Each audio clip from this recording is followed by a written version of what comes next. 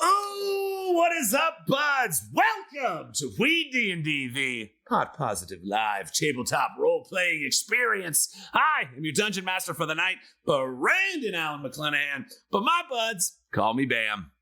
Thank you guys so much for joining us today on this Flag Day, a holiday that I know we all sit around waiting for all year.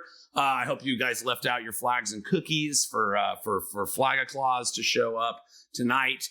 And for all the good little boys and girls, if you were good, you get a flag. If you were bad, you get a coal flag. I'm not going to lie, guys. I don't even think I really understand what Flag Day is. So you know what I miss, though? Field Day. Remember Field Day? Oh, my gosh. We need more adult field days now that we talk about it. But I digress. Thank you guys so much for being here. Oh my gosh, it's my favorite day of the week. I get to play my favorite game, my favorite way with my favorite people. And it is just such a treat. Thanks to all the buds for coming in and doing the damn thing. I did want to give a brief shout out. I had missed it the day of and left a belated message, but I just want to say happy birthday to our bud, Lord of Lost Time, the king of last time, our dear friend Ernest. Guys, if you don't follow us, if you're watching us on Twitch and you haven't caught up on YouTube, we do a re-up to YouTube every 420. The stream from our Tuesday night stream goes over there and is uploaded. But the Lord of Lost Time has been now for over a year. I mean, it's been a while now. He does, in the comments, a recap of the previous episode. His recaps are better than my recaps. So I go after I do my recap, when we do the show, later that week, I get to read a better recap of the thing we did the week before, and I feel terrible every week. So thank you, Ernest. We fucking love you, man. Just a brief thing. One time I was at a bar after we did a live D&D show here in town as part of Role Play House at Brenna's Portraitors Players Theater here in town. A phenomenal group.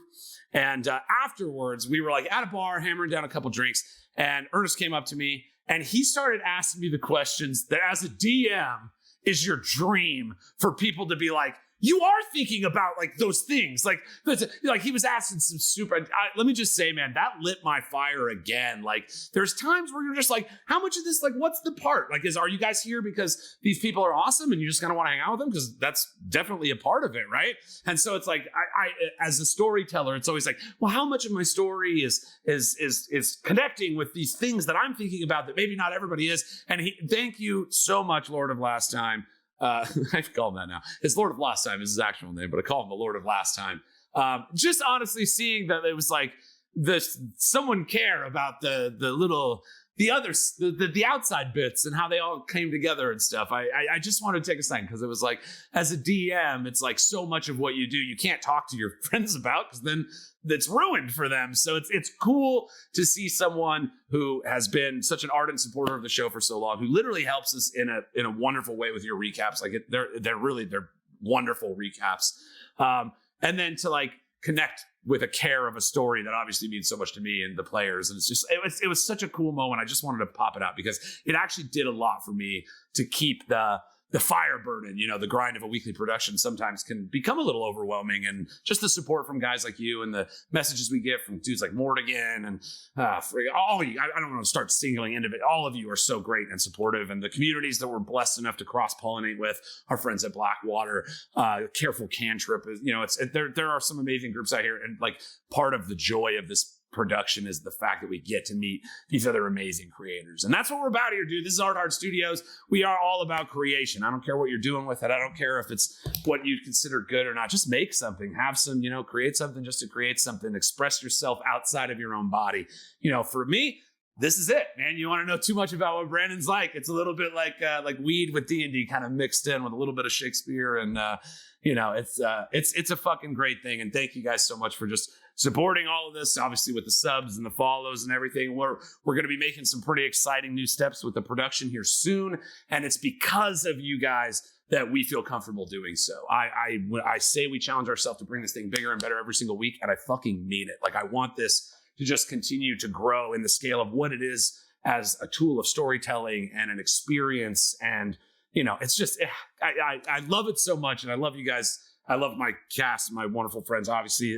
Getting to play D&D almost every single weekend with you guys for over 2 years now is that's one of those like lifetime gifts. Like I will think about this when I am later in my days with great fondness. So thank you guys so much. I'm already getting emotional. I must have had too many hits before the show started, but I'm just yabbing on. I also wanted to update you guys. We will be the show Weed&d proper will be dark next week as we've got some conflicts in the group and stuff. We're also trying to give ourselves 1 week a month that we kind of take a little bit of a break because, as I said, that weekly production schedule on top of the other creative projects we're working on, sometimes it's just a little hard to line everything up. So we're relieving our attention a little bit, allowing ourselves that. But I still think we're going to be doing something pretty cool. What that is yet will be decided as this week kind of progresses, as I can build layouts and get things the way we want them. So definitely come hang with us. But just the storyline itself, the story of WeeDnD proper, the Ganjaria campaign, we will be off next week and then return the following Tuesday. Tuesday. I love it. Anyway, so yes, guys, thank you so much. I'll announce some of this stuff as we go throughout, as people come in and out too. But thank you guys so much. Sincerely, from the bottom of my heart, this project is a little piece of magic in my life. And so are all of the people in it. So with that in mind, I'm going to pass this joint here through the magic fibers of the interweb to my dear and wonderful friend, Brenna Folger. Hey, Brenna. How you doing, girl?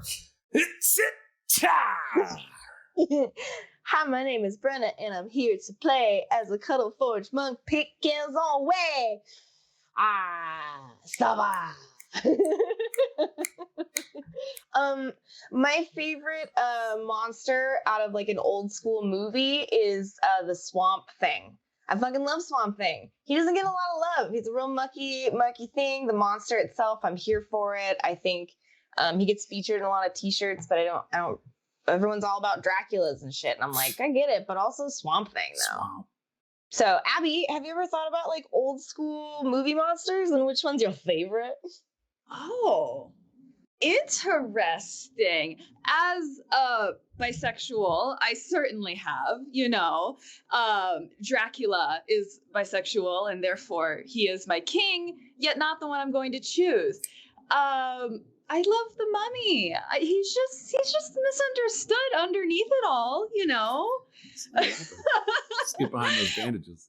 Just underneath it all. And the Boris Karloff version is just too great. Too great. Anyway, I'm WeeDnD, but around here, I'm a little bit better known as Amaryllis VonCheux, the level 2 tiefling sorceress. Thank you very much. And Drew, how are you doing?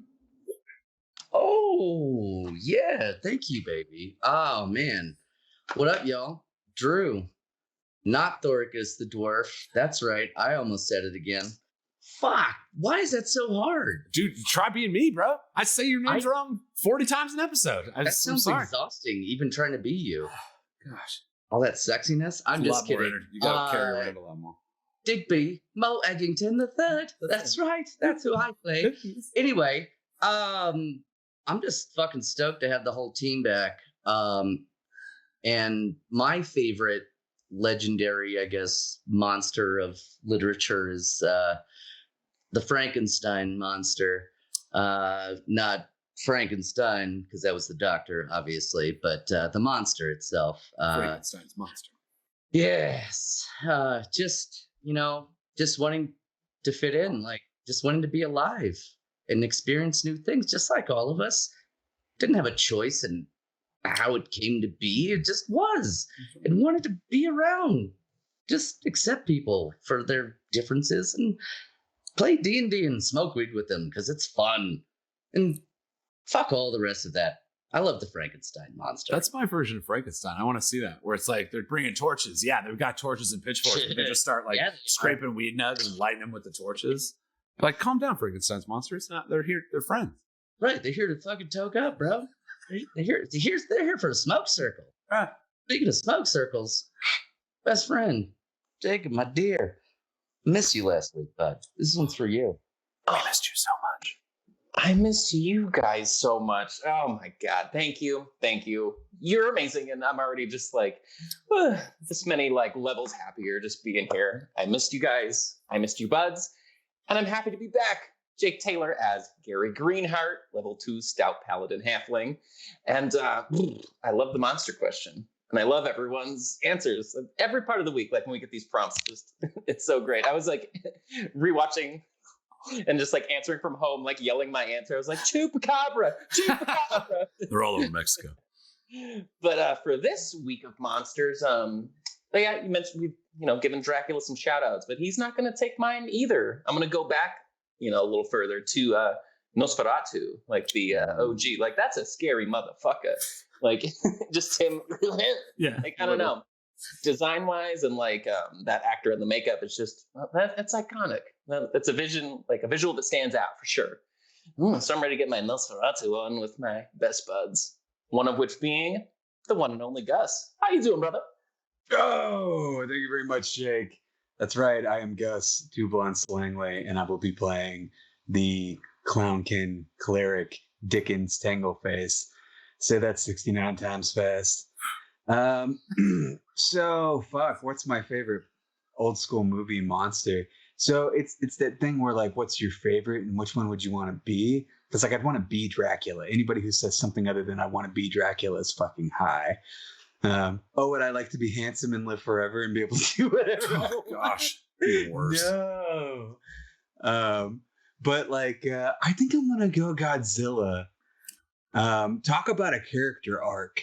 Like one of the literally biggest villains, and then becomes the savior of the human race. Really, that's right.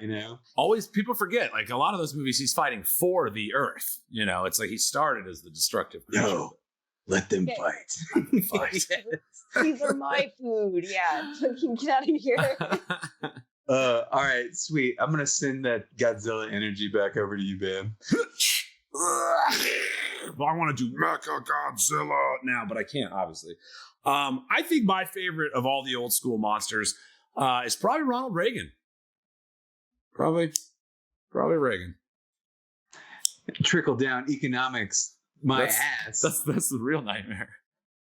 No, guys, it's tough. The old movie monsters. Tom Cruise. Final answer. He terrifies me.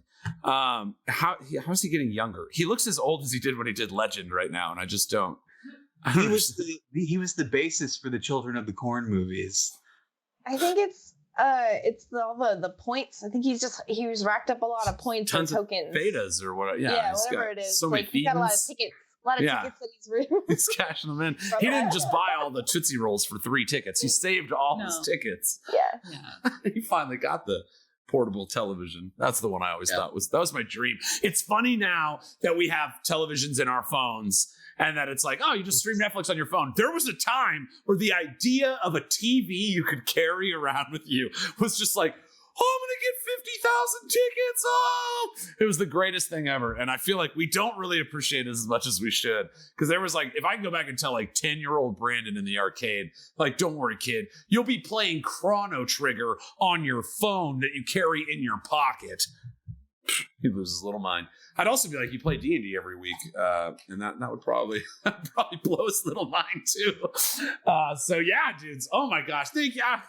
It is honestly, Jake echoed to it, and Jake, it is so fucking good to have you back with us, man. It's obviously it's not the same without the full posse, but it does. Like I'm in a better place.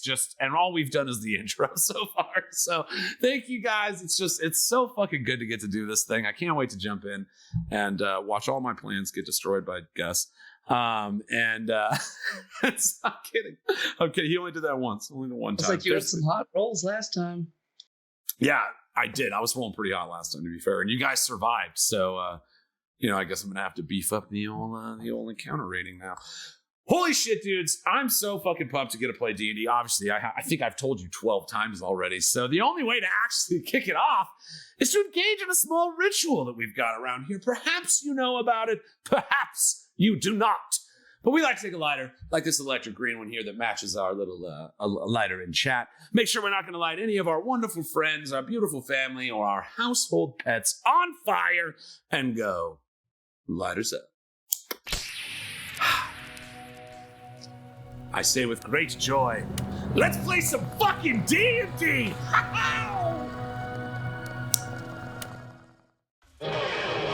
WeeDnD, high fantasy, literally for you and So load up roll and make a roll to take control. Weed&d.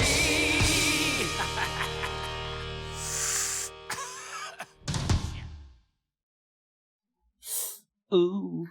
Oh my gosh, I can't wait to jump in. This is seriously, guys, I say it every week, but I mean it with all my heart. Play some D&D. Do it, play it, because it's just the fucking best. You get it, it's so great. All right. If you will please allow me to set the mood.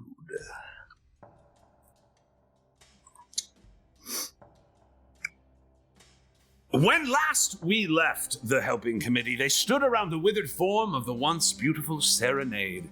After their conversation with the powerful spirit within the god seed, Pickles, Amaryllis, and Digby jumped through Pickles' portal and landed at the side of the young woman in order to drive off the shadows that assaulted her fragile mind.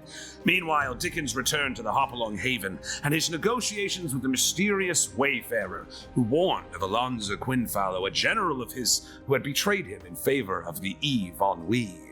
Sensing a dangerous battle, the Wayfarer sent Dickens through the Dreamweave to his ally to bolster their ranks, lest they too fall to the darkness, attacking Sara. The battle was ferocious, and only after dispatching the swarms of shadow bats and vicious shadows did the tremor sense of Digby detect the monstrous Meanlock that was attempting to transform the child into one of its own kind. Fighting within the twilight sanctuary of Dickens, the helping committee were able to dispatch the creature and awake Sara from her slumber. However, the strange ritual altered the young woman beyond recognition, and upon seeing her now twisted form, she let out a horrible scream that now echoes through the dark halls of Nade Manor. All right, guys, we jump back in. We currently sit in the bedroom of Sara Nade within Nade Manor on the far west side of the town of Humble Patch. The kind of magic energy dreamweave that had distorted the walls and the surroundings has now faded as this strange nightmare creature was driven off and destroyed. The body of the Meanlock still lies next to this withered form of Sara Nade. A punch cracked in its chest carapace from where Pickles dealt one of the final blows and broke a little teddy bear-sized punch right in his chest plate.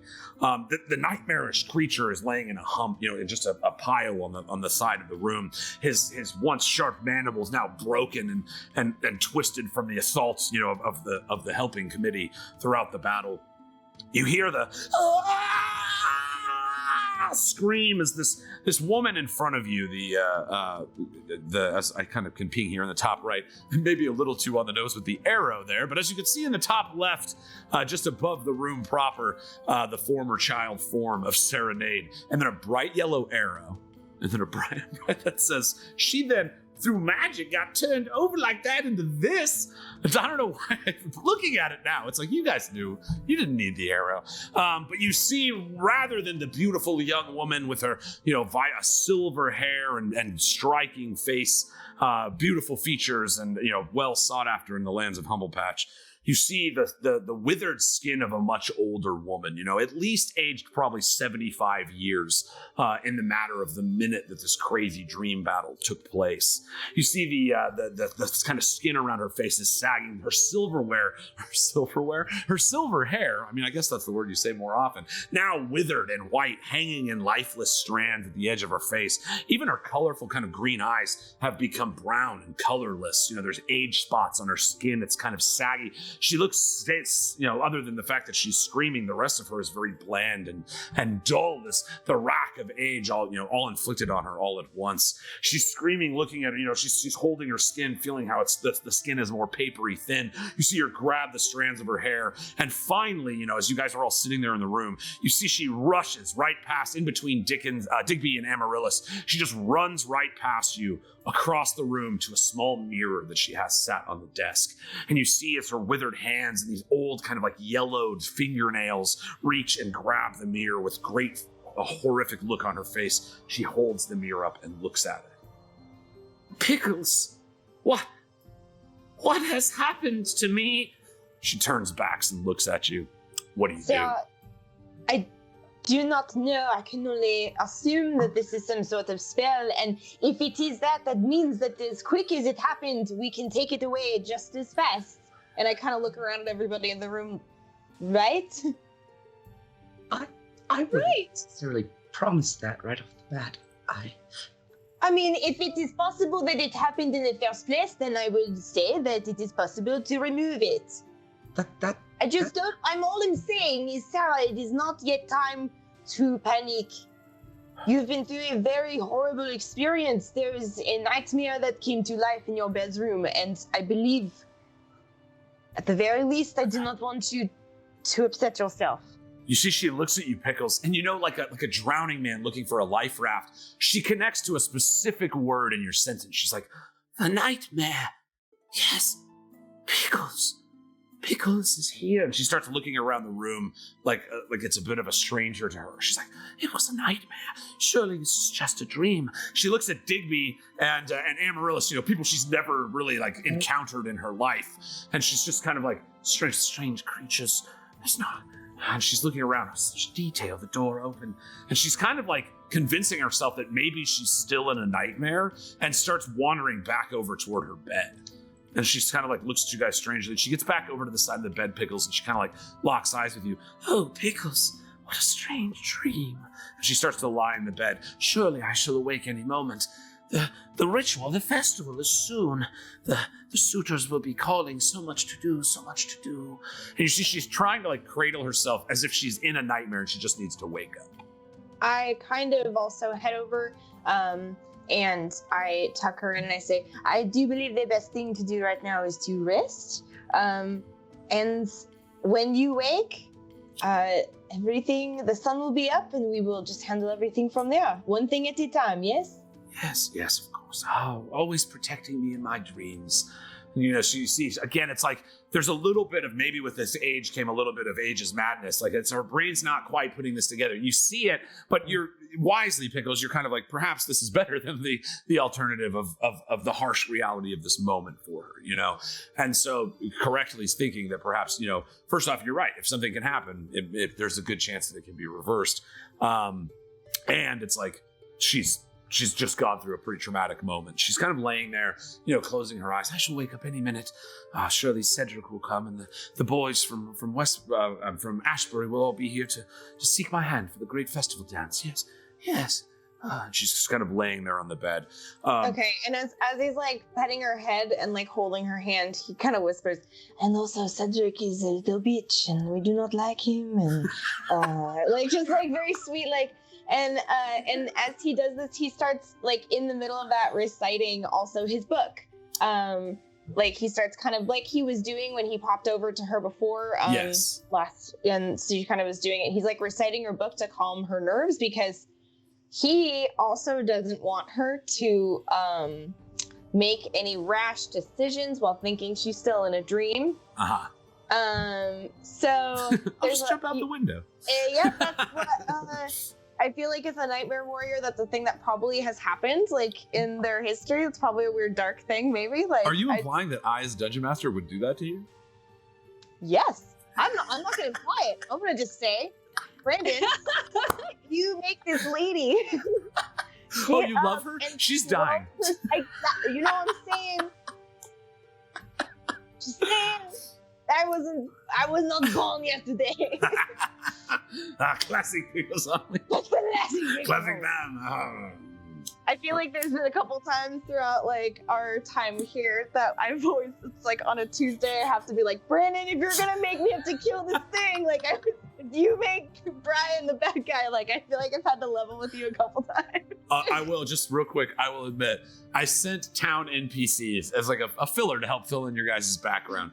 And Jake sent me a Marco Polo of one of the most lovable ones, and he just went, "He's gonna die." And now I have to kill him, obviously, and you did that, Jake. You did that. But yes, no. Don't put your evil on me.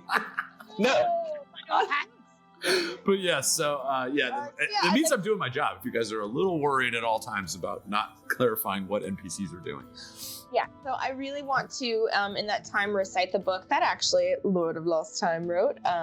and it's really cool.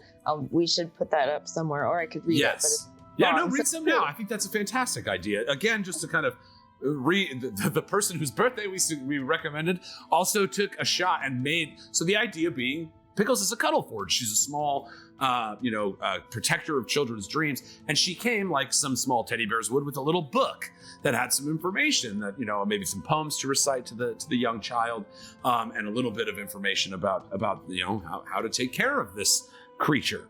And so yes, as you, and kind of a great idea here, your strongest bond through these things that you've read to her again and again, helping her kind of connect. More than anything, it's your own brain panicking that causes the problems in your dreams. It's not the dream fabric itself. So putting her in a relaxed state, probably the best idea right now.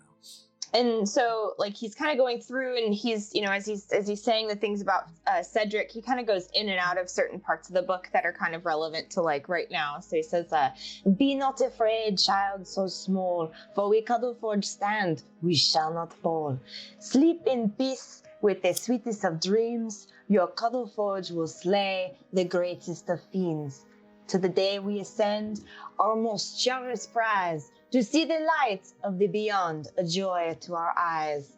And then, like, as he's like saying it, she slowly starts. Yes, yeah, no, you see, it's like, it's a little off-putting at first because she's so withered with age that it almost looks like what she would if she were in a coffin. She almost like vampire crosses her like old fingernails over her chest and lays back. But you have like relaxed her to a state where she's not panicking, but and she's at least somewhat, perhaps might even just allow herself to be lulled to sleep. You do your due diligence as a guardian of nightmares, and you do not detect that darkness, that summons you to her side at night when you're needed. And so, she's safe to fall asleep again. You're not worried that it's like, oh, another mean lock. Now she's even older, and now she's a bug person. But yes, you see she begins to lull asleep. She's not necessarily asleep if you still want to talk with her, but she is, headed that way. The poem is working. Cool. It also made me smile. Excellent. I think. Cool. So as she's drifting off, I'm going to look up at everybody, and because I like to think Sarah's a really heavy sleeper because she slept through everything that was going on. Yes. So you'd think that he could, because he whispered so quiet. Yeah, he whispered so quietly that everyone that kind of for a moment thinks that we have to like be really quiet. And then he just kind of gets up. He's like, "All right, so I believe I really need to speak to your mother. Thank you so much for your help. Oh my goodness, that was fucking crazy. But we are bleeding. None of us are bleeding this time. It is very nice." I tried to get hit so many times and it didn't happen. Ever. Not even once. I had temporary hit points every round and not once did someone try to strike me. This is They tried. insane. We tried. It's like when you go shopping when you don't need anything and you don't see anything that you like, and yet when you go shopping and you don't have any money on you, you're like, fuck. Like, you see like the coolest shit. You get me. You get me. Pickles. understand. Thank you. Well, thank you for your help. I believe I would like to introduce you to her mother, because if she catches you guys here, she probably will, not like that very much. Oh my god, that makes sense. We are strangers in her home. Yeah. Yeah, it is. So I'm just going to, what were you going to say, Digby? Well, I was going to say, she's dressed so appropriately for work. I don't understand why she would be upset. Oh, It is see, very With- work I mean, I appropriate. understand myself with these dumps, but her so appropriately dressed for Oh, work. thanks. Just- Also, where is Gabby? Oh, God. Wait, Because I didn't. you guys came, and Dickens, hello, bonsoir. Great job coming in there. That was very exciting. Yes, He came through. It was really great. I would be like you. Wasn't he? He was going back to his family, wasn't he? I think so. We. It's too good of a time to jump in. You guys are like, wait, he was going back to his family, and then the camera goes, and we cut over to you, Gary. You're Gary Greenheart standing in the farm. You look over and you see Arco just, blurted out loud and kind of broke the stealth idea. The sound seems to have roused old man Greenheart from the main house, and you look over and you see Scary Bob, or LJ, Laurel Jr. Everybody in town calls him Scary Bob. You call him LJ. He kind of looks at you, and you guys have had kind of an emotional moment between yourselves, but he knows if he gets caught with you, and you kind of know, like, he's at risk if you are caught here with him. And so, you look over and you see Arco, like, what? And he like looks over at you. You see his wooden teeth, Arco the Goblin, his kind of white, pale skin and withered hair. You see he like looks over at you, and you what do? You hear the old man coming from the main house toward the farm. Whew. If I still had my chainmail armor, you'd hear my heart like thumping against it, because holy shit. So I'm not fixing to stick around. I'm glad I got to talk to Scary Bob at least for a minute there, but I'm going to just hoof over and pick up Arco, carry him overhead, and hightail it, buddy. I'm out of there. All right, so you kind of hear like the shout of the, hey, who's that in there? No, that's not his voice. You're he's like, hey, who's this menacing? Hey, who's that in there? What's going on? What's that? This doom figure of your father with his sweet Midwestern accent. But you do hear, a voice you haven't heard in quite some time, your own father's. And even though your first instinct may be to flee, there is that moment where it's like you feel as if a bubble is pressed on either side of you right now, Gary.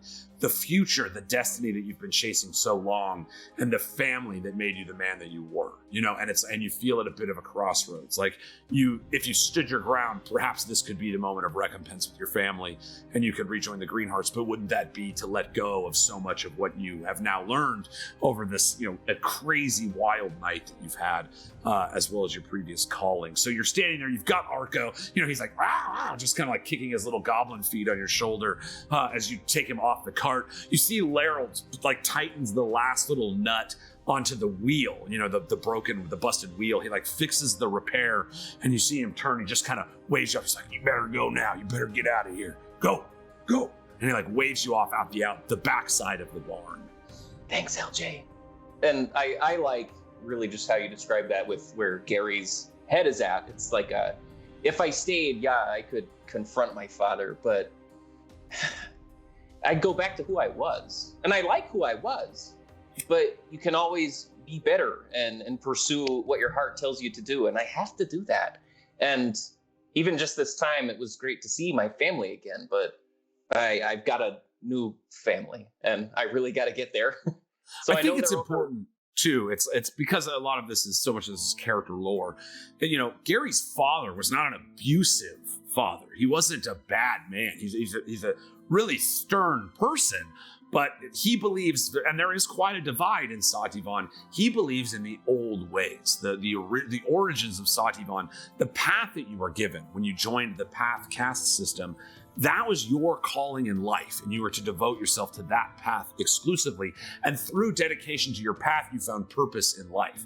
Now, Gary, the Greenheart family, is of the path of earth, those that tend to the soils and bring food to tables. And that exchange between the glory and light of the Green Lady and the bounty of the cornucopia, it's like that kind of connection is what is the value of the life of the path of the earth. The people that were drinking in Hopalong Haven, those that live the hard life tending to soil and not the artistic pursuits, intellectual pursuits. Now, Gary, your choice to leave the path of earth, the farm, go to the city of Ashbury, follow this calling, takes you away from traditional value systems. And so again, I just think it's important because there are people in this world that are abusive and mean and bad people. And I think that is kind of an important distinction to make, is that you're not worried for your physical safety right now. It's more the value of what this hardworking man who's built one of the greatest farms in the world and is well respected, but stern and doesn't really believe in a lot of what you are now following. It's that exchange that is kind of holding you up. I just wanted, again, it's like, I don't want it to appear like your dad is like beating your brothers and you're running away. It's nothing like that. They have to follow the rules set by the old man. And so there is some discordance in your family, but again, because it's D&D, I just want to be like, it's not like roll for attack, it's just, you just don't want to get chided by your father. I think a feeling maybe many of us are familiar with. So I'm sorry. Go ahead, Gary. I remember No, I something still have. about in the streets. If I see you in the streets the last time, and I was like, whoa. If I see you in the streets, what's going to happen? That's just LJ. That's just LJ. No, and I have a wild admiration for the old man. Like, I know his accomplishments, and I respect that very, very much. And I'm not afraid for my life or nothing. He's not gonna take off the belt. Yeah, exactly. But it's more just I already know he's disappointed, and that's rough. I don't want, selfishly, I don't want to go through that, disappointing the old man, but I don't want him to have to bring those feelings back up again. Like, As I think a theater maybe in a way, major, I can relate to that.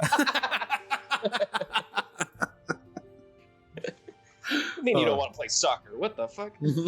Right. As also not a doctor or astrophysicist, I can also tell you how much of a disappointment I am Funny in my thoughts. Yeah, we all have a little relation to this moment. But yeah, again, family, right? Am I right? Now, guys? shout out to my real dad Frank, because he, like you said, the theater thing, like, he was always, he was just like, yeah, I'll be at every show. Like, oh, Dad. Yeah, man. Father. Happy early Father's Day, Dad. Yeah. Yes. Big shout out. An early happy Father's Day to our own daddy, Brenna Folger. She's I love you, kids. this is the best, one of You the best kids keep daddies me I've young. ever had. You kids keep me young. And so because we will be off this following week, we won't get an opportunity to say that later. So let's say it now.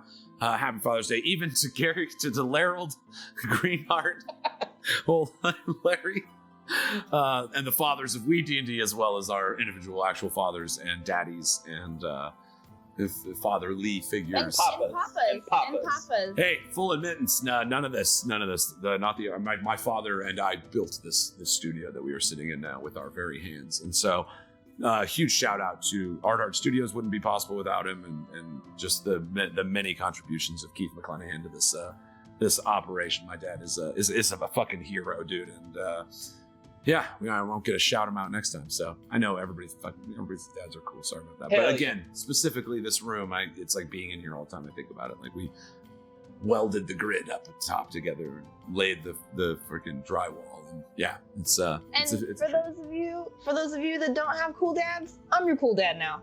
that's daddy over there. It's me now. That's what daddy's I'm really proud of you. Daddy. Yeah. Yeah. I'm really proud of you. I know you've worked really hard to get as far as you've gotten, and I fucking see that. So Yeah. fucking for. Way to go. Way to just be yourself, guys. I'm so fucking proud of you guys. love you. What are we doing? I think we were getting high and playing D&D. Oh, Okay, Gary, you're running with a goblin whose little feet are kicking over your shoulders. Like, you shut the barn door as you kind of shut your end. You hear the other barn door opening, and you hear the muffled voices of Larold and Larold Jr. Having a discussion in the barn. It doesn't sound angry, no shouting, so you feel, there's not bad. It's LJ. LJ's known to be just like lurking around places. Part of why he gets his nickname, Scary Bob. So, you kind of bounce out the western side of the barn, and leave your father and brother to their inspection of the cart that you lent me to get you to the Cave of the Crystal Maiden. So as you're kind of running through, there's a little bit of farmland. A lot of everything has been tilled at this point. And so it's like most of the crops and everything are loaded in a great big stacks to be picked up by a large amount of carts that will be showing up this morning to bring it all to the festival. Emissaries from all around the world, the Indicus empires, the Diesel dynasty, the Kush kingdoms, and previously what is now known as the Fellsworn Kingdom, but now the Fallen Kingdom, the one that fell to the Shadowfell, if you believe popular lore. Emissaries from all around the world will be there to take these great, vast amounts of food back to their kingdoms. And so it's you're looking around. It's been another good year for the family. The soils in Sativon are the most fertile in all the lands. And maybe perhaps the biggest crop you've ever seen produced, even without your hands, aiding to till the land. Your father is, again, probably one of the greatest farmers in the entire world. He speaks to the land. So as you run, you've kind of, you see as you're clearing across town, actually maybe a perception check. That's actually very fun. Oh, shoot. Let's roll some dice, baby. Roll some dice. said perception, yeah? Mm-hmm. Well, let's see. There you go. When the first roll is a crit roll. Gotta find how do you do. Oh my goodness. Well, let me put this joint out so I can take out of this box. Man, my life. All right.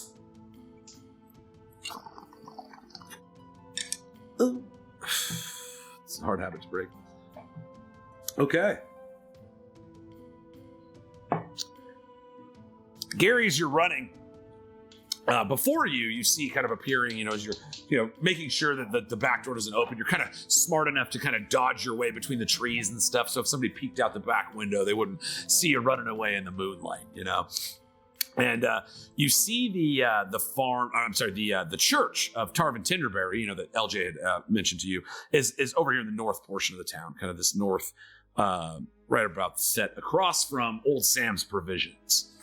So you're kind of like running along, and you see far to the south, almost at the end of your vision, where the way the land grows. You can just kind of see the faintest little like withering white tendrils, kind of like glowing a little bit from the area where the Burrow restaurant is.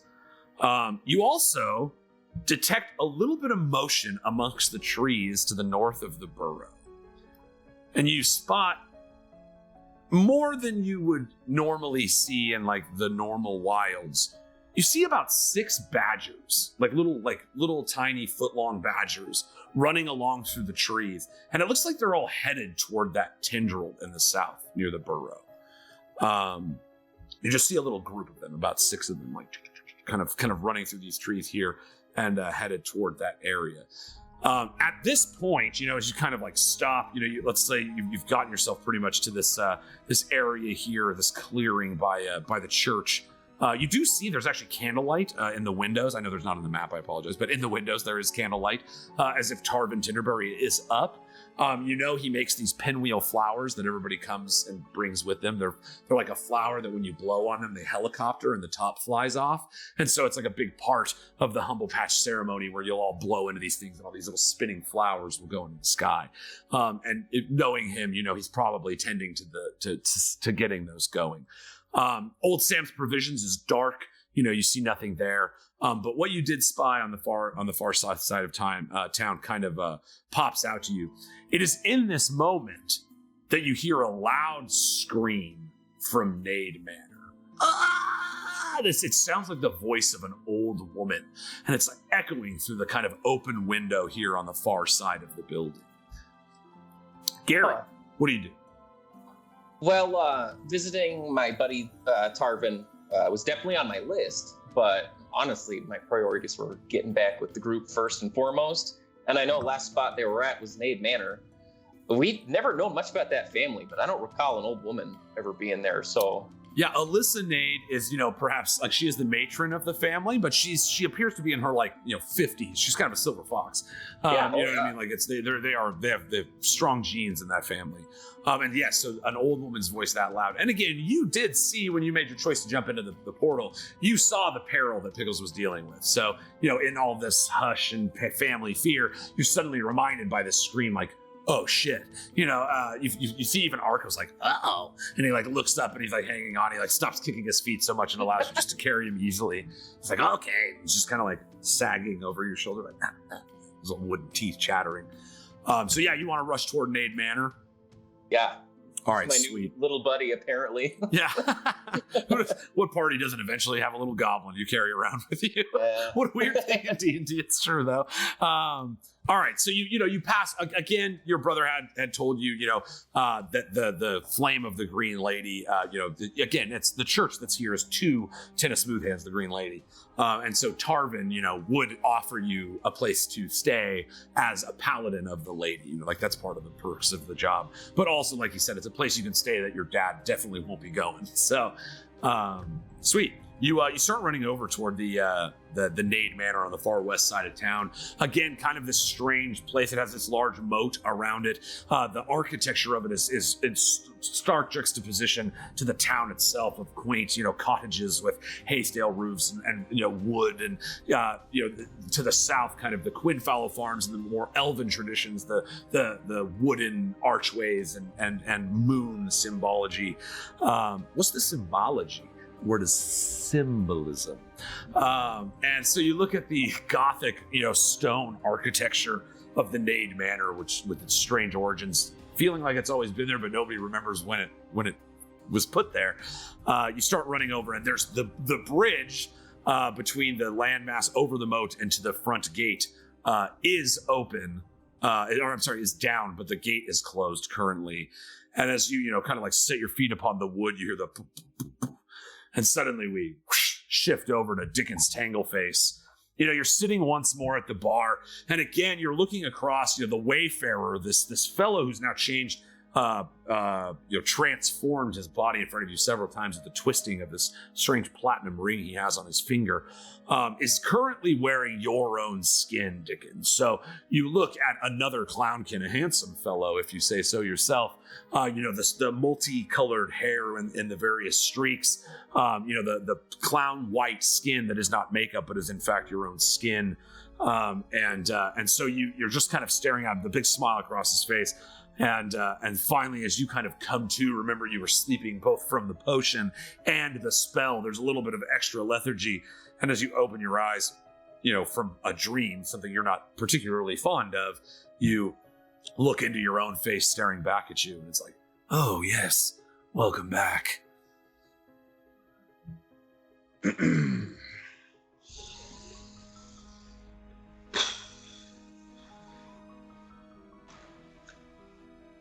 I have some questions. Perhaps I have answers. So, as a Twilight cleric, my job is to fight things that would come for people in the dark. Not unlike my friend Pickles. But this was weird. This was like real and not real at the same time. What? You see, he's like, yes, my dear fellow, the Nades have many enemies. They extend far beyond the black iron gates of Sativan. Not everybody likes them.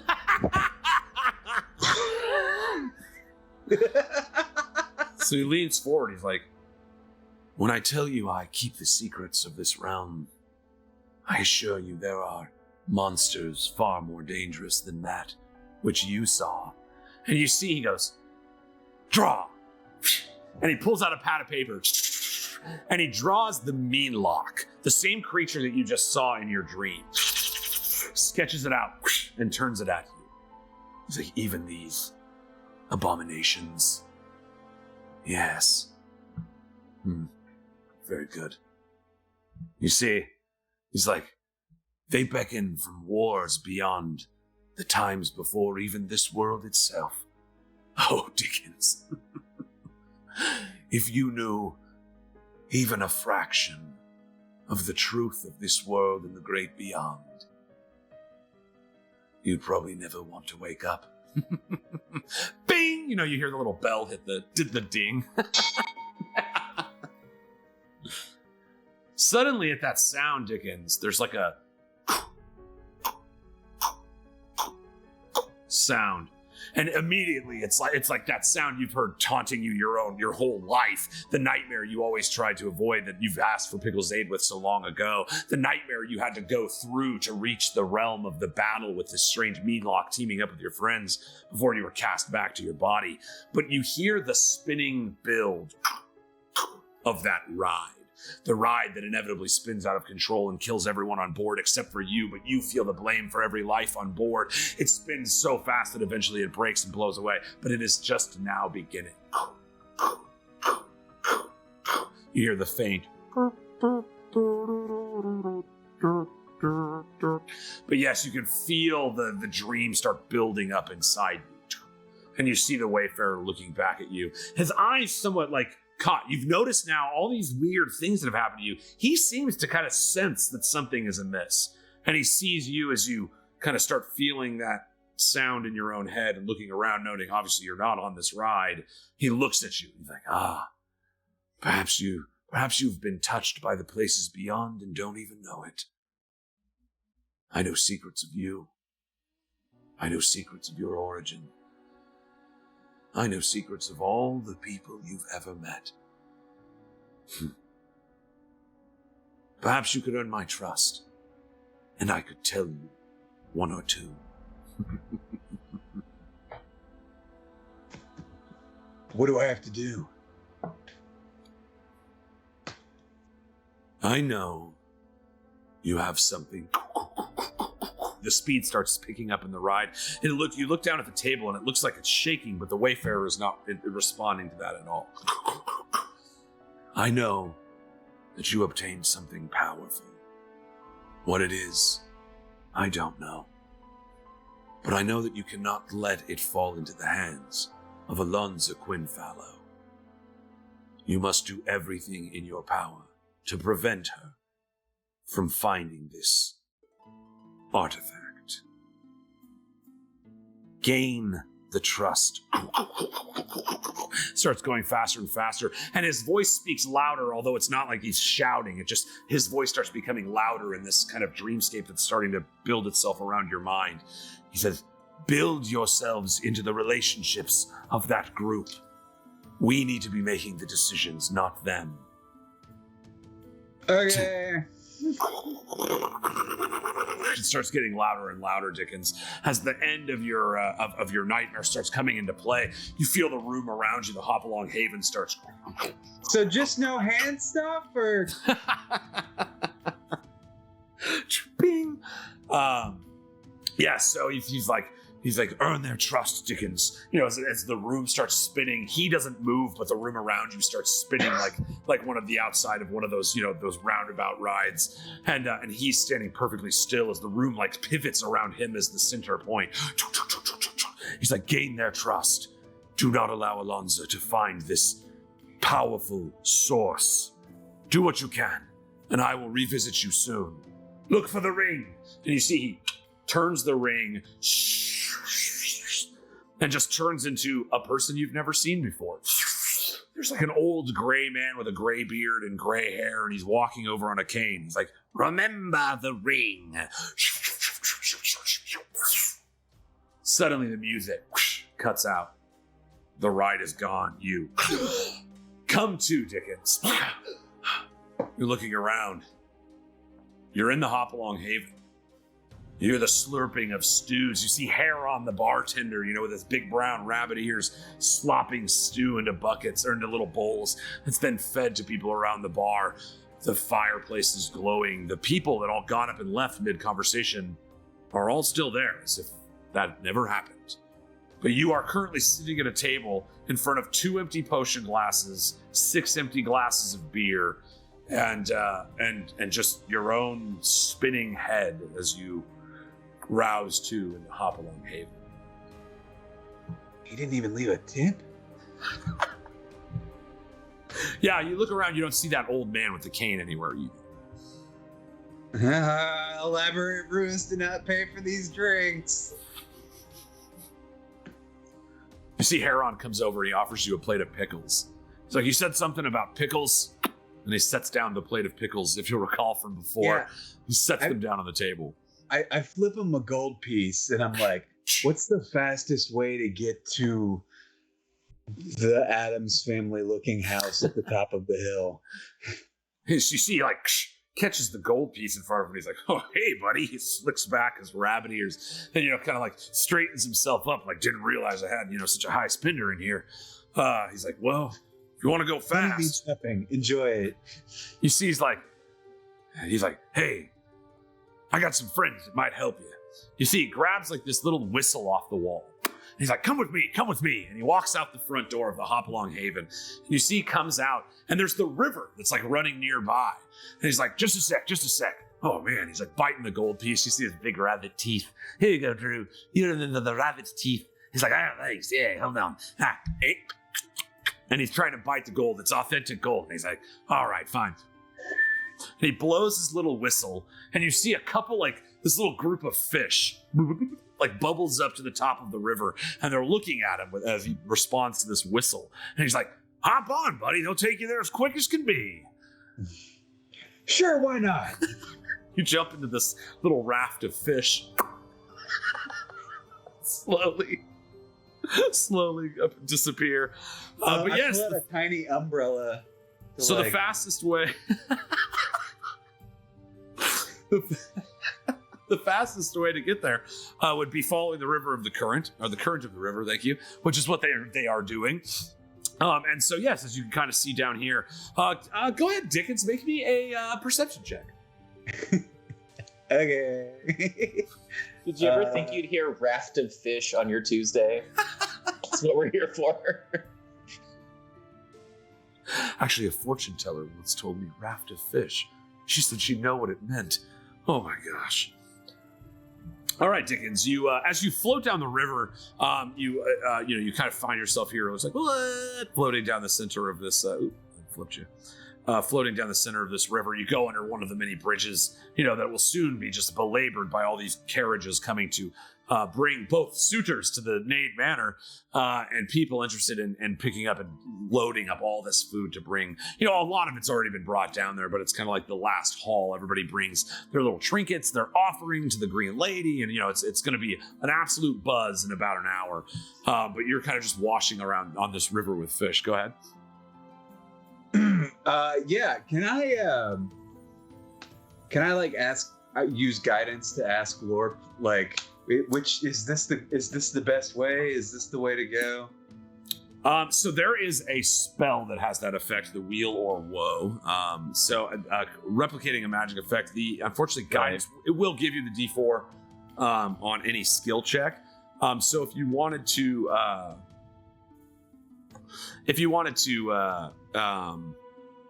you could pray. I mean, there's nothing stopping you from like praying to your god right now if you want to do that. No, fuck that. Can I just? All right. So I see the fish. Can I wind the fish up?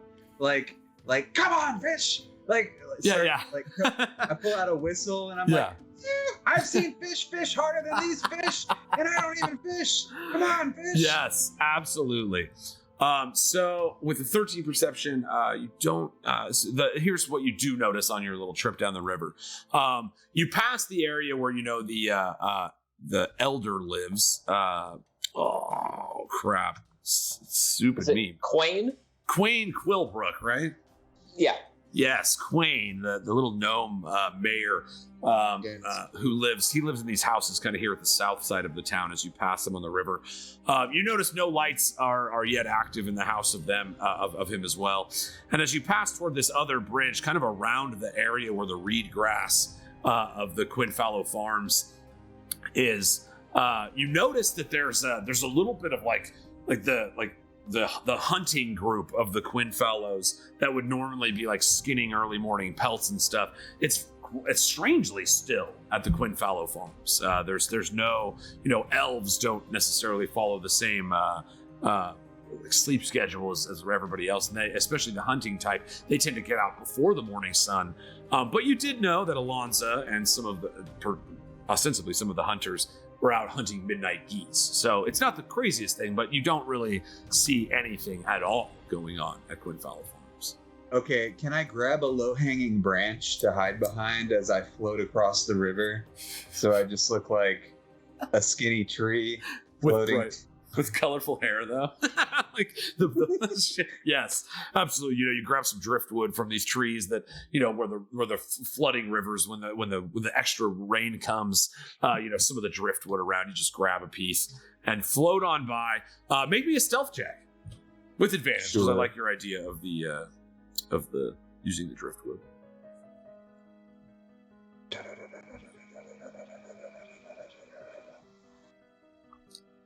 What is that?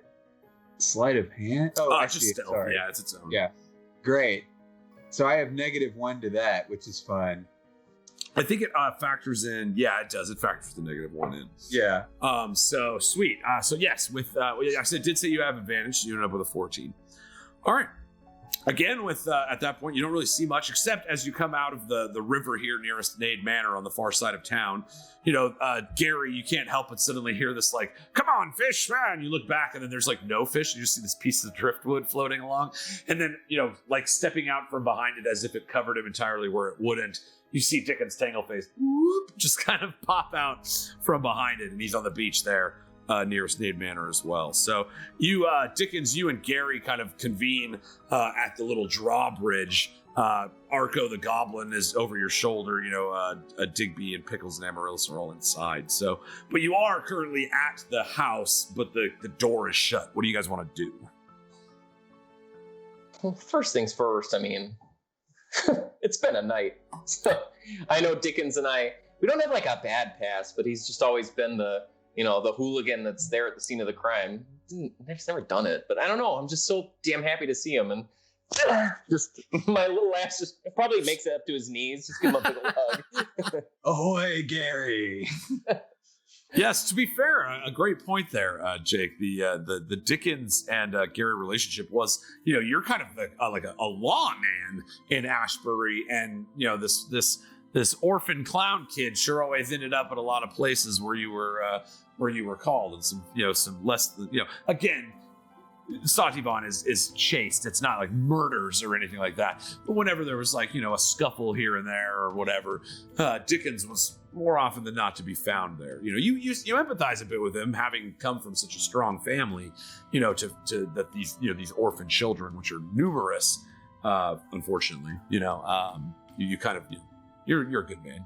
I feel that. So, but you just see him come up, you wrap around his 7-foot tall body. You never judge someone until you know their story. And I mean, this is the most I've gotten to know him, but I still don't know a lot. And I'm a totally normal guy. Arco's like, yeah. He's still on your shoulder. So I think we gotta get in there, Tangleface. Should we just knock on the door, or it's a little late, a little early? I guess it depends on who you are, but how the heck should we get up there? How about we toss one of y'all up there, and then you tell them to come down and let me in. Yeah, so the you see there's some curtained windows. The curtains all seem to be drawn, but there is this kind of like upper area that you could try to get yourself up to if you want to go that route. Can we hear any hubbub from any particular window, or like any commotion or talking? Because I heard the scream earlier. But yeah, you're kind of looking. You remember you did hear the scream from this side of the house. So you're kind of checking the the right side windows. And yeah, at this moment, we switch back over into Sarah's room, and you guys feel the strong urge to look out the window. No, yeah, as you suddenly you guys are aware of the sound of the footsteps of the widow Nade coming down the hallway. Now, she's not there yet, so you guys still have your choice on how you want to play this thing that's going on with Sarah right now. But yes, we jump back to you guys. Whoosh, and you hear the footsteps come up the hallway. What are you guys doing? So, what do you think? I feel like we should just tell her everything because she's very smart. She might know lots of things. Just saying, she's kind of awesome. Yeah, you know her the best. Yeah. Who is she? Alyssa, that is Sarah's mother. Oh yes, no, she seems incredibly down to earth. Let's speak to her, please. All right, so you hear the kind of footsteps coming up the hallway there, and I get to the door and I open it like in front, like, hello. Yeah, it's like wide open. You kind of like make it where it's like pickle size. It's like, oh yes, hello, I am. It's like we just see the door gapping you there, and you see standing in the hallway kind of the worried look of Alyssa. Again, she's got that same kind of look that she had when you came in the door originally, where she was like. Half like she's aware that something is weird. She heard the bats and has now kind of come to investigate, but you see she's looking around and sees no bats, but she does see you at the doorway, Pickles. You have your opportunity to kind of tell this to her however you want. She stands at the door in front of you. You see Alyssa Nade, like I said, a middle-aged woman, very beautiful. She has the same striking silver hair as her daughter. But she is also on the council here in town, so she's a great, contributor to the arts. And as Pickles pointed out, a very intelligent woman. So Pickles, you see she's standing there, and she looks out. She's like, "Is everything all right, Pickles?" Right. So listen, I'm going to be very transparent with you because I believe that is very important. There are a few things. So first, you are going to meet some friends of mine that I have made, and they are very cool people. We are all on a combined goal of being very cool people, doing cool stuff. We're called the Helping Committee. It's very exciting for me. Anyways, number 2. Friends. She kind of interrupts you for a second. She goes, "Friends. Are those your friends near the gate?" I have friends that it depends. Is it a really scary clown and a very short, nice-looking man that's very loud when he moves? That is exactly. Well, he's not very loud right now. I think his armor was doffed, but he does have. He seems to be carrying a goblin. Oh, the goblin! Oh my God, you guys! When I open the door, we totally forgot about the goblin. You see, as you open the door, and you're like, Alyssa, you don't really have a ton of experience just bringing guests into the house. You know what I mean? Yeah. And so that strikes her almost first. It's like you open the door, and there's this little mole man and Amaryllis VonCheux. And she's like, she sees that you're in there and in her daughter's room. And she's like taken aback a little bit at first, but again, Pickles, because you're the one softening this blow, you see she doesn't, scream or anything like that. She's just looking at you guys. And currently, Digby's sizable dumps are kind of blocking her view of her daughter, her aged daughter laying in bed right now. So first wave is, she's like, yes. But she does mention that you have, so that she's like, you can see she kind of senses these people are at the gate. Yes, we will get them in just a moment because you are now seeing in the room. There something happens here where how Sarah was having her nightmares. Of course. Something happened where they were suddenly coming to life, and she was attacked, and possibly, I do not know, maybe a spell of some sort or something. But she is now a little old lady. Basically, it was like that when we got here. That's... Yeah, what he said. You see, And I sort of step aside. Yes, you step aside, Amaryllis. You're kind of blocking her view of the mean lock a little bit. It's like there's like dead bodies everywhere. You see like the slaughtered carcasses of shadow bats, and the shadows, wither away to nothing. But most with the dream gone, a lot of the chaos of it all is gone. But the mean lock's corpse is still in the corner of the room, and you see she looks. So you take this in for just a moment. You guys can introduce yourselves, and I will go let in my friends at the front gate. And then like Pickles just goes like boop boop boop, and like just walks out. Whoop, whoop, whoop, whoop, flips off. You hear the little pitter patter of her feet on the stones. Yeah. As she just passes Alyssa and starts going back down the hallway. So yeah, Digby, Amaryllis, VonCheux, you just see this mother as she's taking in this strange creature.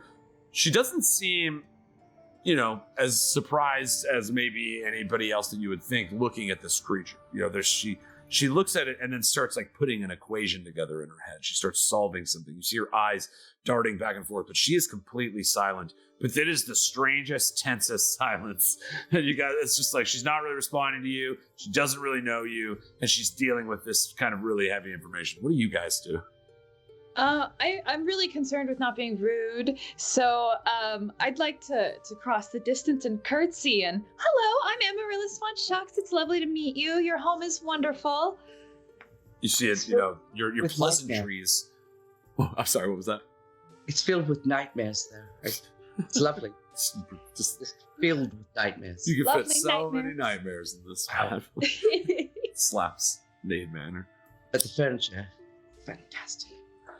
You see her pleasantries kind of rouse her from this this fugue state that she seems to be in the moment, and she looks. She's like, "Oh yes, where are my manners? Guests, we have guests. I shall get." And you see, she looks past you, and there's no mistaking that she sees Sarah. I shall ready some tea. I shall ready some tea for our guests. And she kind of just like retreats within herself. And she's like, yes, of course, thank you, welcome. What a hostess. And it's like, it's kind of rattled her brain a little bit. And she's going to go get you guys some tea. Would I at any point notice her trying to put that equation in her head and trying to figure something out? Like obviously she's concentrating on something and putting something together, but I'm a guest in her house, and if she wants to get me tea, that's probably very nice. Thank you. But you do. I mean, yeah, you would notice, especially with your intelligence, she is a highly intelligent person as well. And you're like, I know that look. You know what I mean? Like, Right. it's that 1,000-yard stare where you're like half here, half there. But then she's putting some things together right now. Yeah. But I mean, you're for house. I guess want to extend my politeness as I was raised in the same village and be like, Madam, obviously you're toiling with something that is troubling you. If I could help you with that tea or whatever you were thinking about before, I'd be... So you see, she sees you coming forward, Digby, and it's like, even though she saw you before, it's like as you kind of come into the light, remember the room is still pretty dark. You step into the light and she's like, you're the Morlaggington boy, yes. I have seen you digging around the river. Now remember, Digbag, a lot of the tomes and like secret tinkering stuff that you found in strange books that were littered near Nade Manor. So it seems that she's like, yes. But she does mention that and just kind of passes over it. So it's not like she's like accusing you of anything. But she's like, I've seen you digging near the pond. You've got your father's spirit, yes. Oh, your father. You've seen her. Definitely, she's a VIP in town. You've seen her. She rarely leaves Nade Manor, but you have seen her at some of the finer tables in the borough before. Your father and her probably do have a relationship for sure. Absolutely. Yes, the Nade Manor has been here for, well, longer than I can remember. Yes. You see, she kind of it looks like, if you're speaking the language of the person, it's like her eyes are moving less. It's like she's got some of the bigger blocks moved together, but doesn't quite know how they fit yet. But she kind of snaps to, and she's like, tea. I'm speaking of tea as my daughter lies ill in the other room. Please excuse me. And she kind of like goes like past, kind of through you guys and go over to her daughter. And you let her proceed. Yes. So she eats her. No, I'm kidding. You'll never trust me again. She turns into a dragon and eats. No, she, like a tender mother, rushes to her side. And you see, Sarah is asleep. And so Alyssa is a little feared to wake her child in this moment. But at first she looks on with horror. She sees the vibrant youth of her child twisted. And then you see her turn and see the mean lock. And then dig back. She has a eureka moment. We switch over. Pickles, you're kind of beating your little feet as you slap on the ground headed toward the doorway. You kind of pull the big door lock, and the door opens easily, and you see sitting at the other end of the moat bridge is standing Dickens Tangleface, Gary Greenheart, and the goblin Arco slung over his shoulder. What do you do? And we're about to do something ridiculous. Like we're about to try to catapult one. Like I see a slingshot made of underwear. Tickles open the door. There's a slingshot made of underwear and like some other business going on. Yeah. Yeah, but again, just so you guys to kind of clarify where we're at, you have about an hour until sunrise. The sky is starting to get that kind of crisp blue as the sun is beginning to rise. And so it's like, there's like the stillness of the town. The city is about to explode when the sun comes up. And so it's like, you see them kind of standing at the edge, and they're all... So I hurry them inside. And then while I'm on my way back, like taking them back to her bedroom, I'm doing like a West Wing style, like Aaron Sorkin, like walk and talk with telling them what happened and like saying like, thank you so much for your help. Like, I don't know how you made that happen, but so this is what happened, Gary, and like, this is it. It's just like, there's files being handed to us by Dickens. Yeah, you hear a phone ring and you answer it. And you're like, what they say phone? Like, and you hang it up and then... Yeah. I'm translating to Arco, even though Pickles is speaking in English. Yes. So yeah, that's you go the long way. You take a lot of like lefts instead of just going right and up the hallway, so that you have a lot of those like nice full camera shift tilts as you pan around a corner, walking, talking upgrading each other's knowledge base. But yes, you guys. So Gary, you now become aware of this nightmare battle again. Some of the details that may be more important to the idea that Amaryllis mentioned. Meanlocks do have this ability to turn people into other meanlocks. That's how they replicate, and so it appeared that that's what this thing was trying to do. That was interrupted, and for whatever reason, Sara has now aged, something like 75 years and hard, like not just 75, but like 75 rough years. The skin is loose, lots of age spots, and she's been transformed by this magic somehow. Gary, you can fill them in with as little or as much of your family information as you will. But yeah, you guys all kind of like pass your information on. But there is some of you have things to say, so it's like it's definitely up to you guys what information you want to pass amongst each other. Well, I'm very intrigued by the idea of something that wasn't born in a conventional way.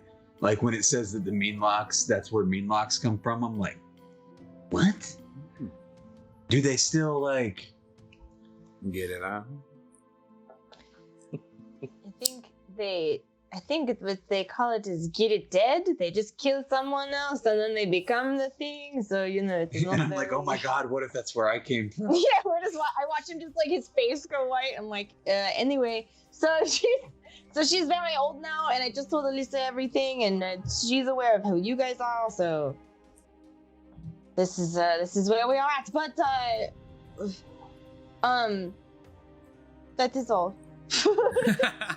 You round the last, the hallway was exactly as long as it needed to be. So, it's like as you guys, that is the conversation, and you kind of turn and look into the room, and you see, Amaryllis and Digby have, they've kind of opened up a little bit to allow her through. But you see Alyssa at the side of Sara Nade. She's almost, she's like gently, running her finger through her, white withered hair now, just to kind of keep her comfortable. You see she looks down and she kind of looks up and connects eyes with you, Pickles. You can see there's a heavy concern in her eyes as she looks to you, then down at the corpse of the meanlock, back to you, back to her daughter. What do you do? So the sun is rising soon, which means that there are going to be a lot of people in town, and we still have that figure out which gift we are going to give. But I'm wondering if we can buy a little time to figure out what is going on with Sara. Has anyone ever seen anything like this before? I turned to Sara because I saw what she looked like before the transition during the battle, right? Yes. And I'm like, Sara, I spent a long time trying to make myself look like a normal person every day. If you have a little bit of makeup, I might be able to help you out, at least in the short term. I like it. A worthy point is that suitors are specifically coming to Nade Manor she's going to be choosing somebody to be her host at this big event. And more often than not, when a young lady is goes to the opening day festival, marriages tend to start lining up around that time. So some big names from Ashbury might be showing up to ask for the hand of Sara. So you said buy a little time? Yeah, but what I am thinking is, what if we do something like put a veil over her because they cannot see her until the evening? How chic! I love it. Dude, do we need a stand-in? That might also be possible. I mean, some of these men. Who's the same size as Sara? Some of these gentlemen are kind of big idiots. So I honestly. To be fair, Amaryllis, you're not too far from the size of the young woman. I think I could fit, friends. I think I could. Obviously you have blood purple skin. And some demonic features. So yes, there would be some disguising necessary if that's the way you're trying to play this. Yeah, that's where the makeup we can make this work. Yeah. I've got my hank. I don't go anywhere without my hanky. I mean, I don't know if it's gonna do much good, but hey, if we need some coverage. Oh. You see, and I have little horns too. So when you put the hanky over my head, they stick right up. Well, you see, I could have Roly-Poly hold the hanky over your face and over your horns, and then you would just look like Princess Amidala or something like that. You know, I like it. It's a like costume party. So while this is happening, I just kind of do a slow turn to Alyssa, like, All right, so Pickles, you know Alyssa quite well. The importance of this day is it's like this is a big moment in this young woman's life, and you guys kind of tending to the life of it all. Like, we can get through this first problem now, and then like try to figure out what's going on. You see, she does kind of connect to it. Like, it's like, no matter what, if you guys just panic right now or let her sleep, then in an hour, 2 hours time, there's going to be knocks at the door and people are going to be seeking her. But you do see also, it's like she keeps looking over at the mean lock. She looks down and she you see Pickles. I love this idea, this notion of like, let's just we'll make it, it'll be fine. But also, there is the reality of like what actually is going on here. And there's a reason, you wanted Alyssa here. She's a knowledgeable woman. And there's some things she's perhaps kept from you as her answers stay in the vague realm. But she looks at you and she looks down at the withered form of her child, and she looks at you, Pickles, and she goes, do you know who Sarah reminds me of right now? Did you ever? No, you wouldn't have. Pickles, I have a sister. She starts kind of fingering the white hair away from the sleeping child as she's laying in the bed. And she's like, and if I'm being honest with you, she bears such a striking resemblance to my withered child. That creature is of the Feywild, as is my blood. She kind of looks at you. Definitely a detail that's never come up in your family. And I only mention this to you now because my sister was a powerful, powerful woman. And I thought she had been destroyed long ago. But as I look upon Sarah now, I can't help but see the face of Agatha. And that's where we're going to pick it up after intermission, guys. well, Yo, Agatha. Oh. that bitch. Ooh. Shit. all right. All right.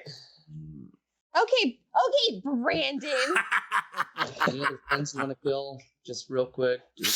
Oh, cute. Give me a I just list. kill an NPC right now. Like, oh, and then we're back. Oh, and the guy you all like, because he's dead too. All right, yes. So I feel it's important because obviously it's a lot to ask of every bud to have watched 73 episodes of the prologue. But yes, Agatha, hag of some import to the Ferocious Five in their journey near the end of the world of Everendel that led to the birth of the world of Ganjaria. Agatha Frogwort was a hag of some import to that campaign. So yes, a name from not necessarily these characters past, but my players definitely absolutely may remember Agatha Frogwort. And I'm excited to dig into this because as every DM's goal, it's the best when you get to bring back these juicy eggs from prior times. And so, that's why you got Clift. So yes, we do us a 10-minute intermission around here, buds. Be sure to fill up your waters. Mine is almost empty. Look at this little Weed&d mason jar here that Gus got made up. I love you. These are amazing. Be sure to check this incredible art, this music. When we come back from intermission, one of our buds sent us a fantastic gift, and I want to take a second to showcase it. Thank you so much for doing it, but we will do it after intermission. We'll come back and I'll show you this cool thing that was made by some buds and then sent to us because, oh my gosh, it's freaking awesome. So hang out, 10 minutes, original music by Sadie Stein, original art by a slew of artists, namely Ray Torres, Vlad Kolinik, Sean Gilchrist, Jake Taylor, is always there's some Jake Taylor magic in there as well as Gabe Qdoba. There's tons. So thanks to all the amazing artists that make all of this incredible stuff, bring our little world to life. Be back in 10 minutes. Fill your water up, roll yourself another joint, and we will be back to see what the fuck? What the fuck? Wait, what the fuck? What the fuck? Dude, what the fuck, right? What the fuck?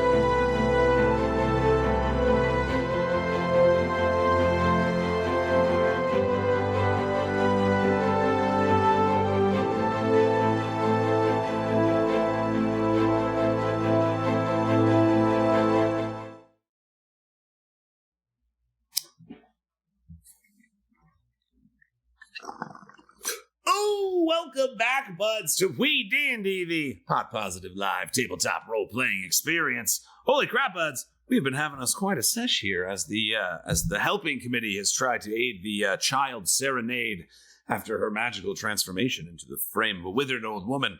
A woman who has some connection to a previous story that we have told, as Alyssa Nade, the mother, the widow Nade of Nade Manor, mentioned how much, as this transformation of magical age is set upon her daughter, how much she looked like her sister, Agatha. Now, Agatha Frogwort calls back to our Season 0 campaign, the story of the Ferocious Five, and had some pretty deep roots with many of our characters, including the not expressionless, what is it? The child Esmeralda, unremarkable child Esmeralda. Unremarkable. Unremarkable. I was like, God. As well as was very instrumental in the creation of the life form known as Real Othravon. So yeah, a little tie-in back to our old world. I did say before we left that one of our buds had sent this in. This is from our boy Skimmer. I did want to shout out his laser engraving company. It's called @BigTooth.Designs. He's not paying me any money or anything. He sent me a bunch of awesome stuff, and I think that that's awesome, and I just want people to see other awesome people. But he sent us a bunch of these wood chits that have the hell yeah emote from Twitch here and our shit crit emote here. So we've got a little bit of like a coin toss option. Maybe when we're playing live, these will probably end up our representations of inspiration. But also he sent us all kinds of stuff. This fantastic design of like this Darth Vader. It's actually what I'm using right now for my what's that freaking word? Coaster. I'm a civilized man with civilized words. And he also sent a ton of these awesome, incredible, a metallic version of those chits, hell yeah, and shit crit. And he did something so cool. He said he rolled 2d6 to figure out who he would get made. But we have a Dickens Tangleface and an Amaryllis VonCheux coin, has their face on one side, their names, and WeeDnD on the back side. Just super awesome stuff. He sent me a ways back. Yeah, 2 honks on a bobo for our man Skimmer. Thank you so much. Again, this one, BigTooth.Designs. Check them out. We freaking love it, buds. It's again, one of the gifts of the show is how much creation is then created by this thing that we are creating. You know, it's the thing really that kind of gets me the most about this project is just how much art has been facilitated through and by it. And so as an artist, as a creator, that's the greatest gift there is. So thank you guys so much. He did one of our posters as well, the WeeDnD poster art by Vlad Kolinik. On some of these, there's all kinds of cool stuff. I can't wait to show you guys. I'm going to set some pictures up. We'll put them on the socials. Again, check us out. We're Arnhard Studios on Twitter, on Instagram. We have the WeeDnD Hub on Facebook. We have a Discord. Like, yeah, man, we're all over the place. So come hang, and I'll be dropping some pictures of these awesome gifts. Thank you, Skimmer, so very much. I know I speak for us all when I say they are absolutely amazing. So thank you so much. But buds, what do you say we get back into some of that sweet D&D? Oh my goodness. So, you know, a little time, just a moment has passed as, you know, again, the mention of the name Agatha doesn't really ring too many bells amidst most of you guys, you know, unless you have a good reason why it may. But, you know, as players, that name rings true. This strange connection between Alyssa Nade and the hag, Auntie-Agatha Frogwort, instrumental in the end of the world of Everindale.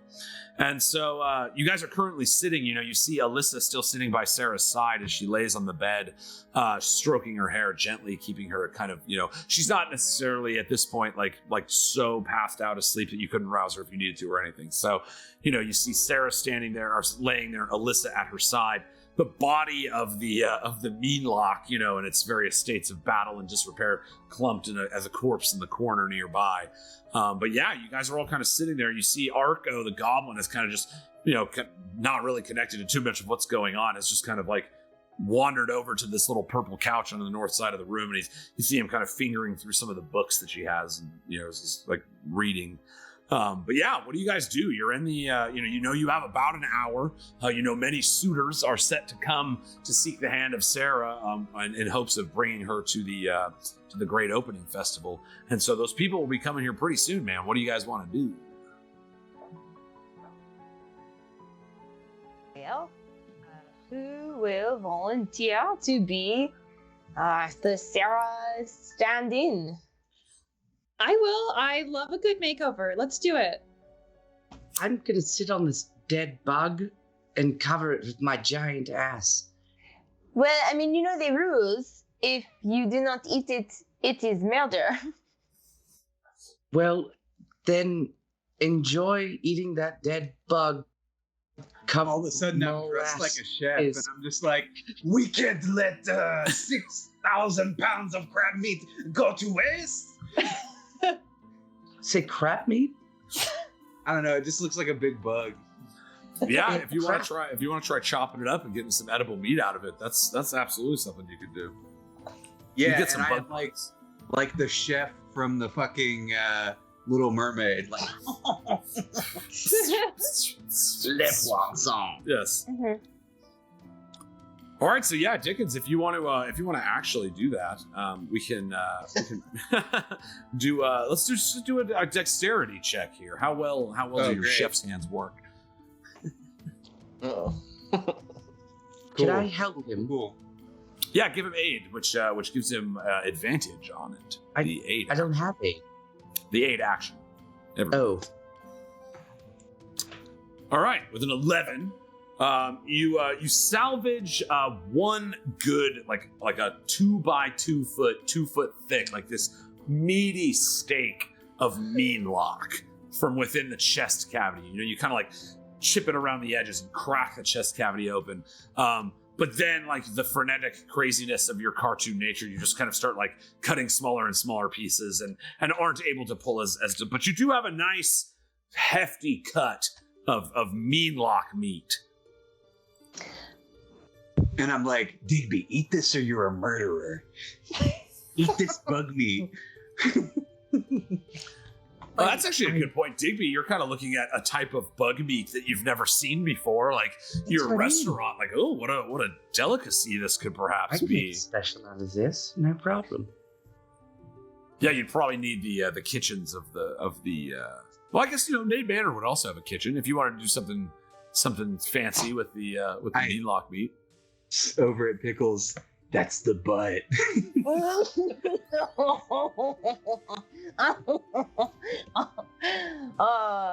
High five.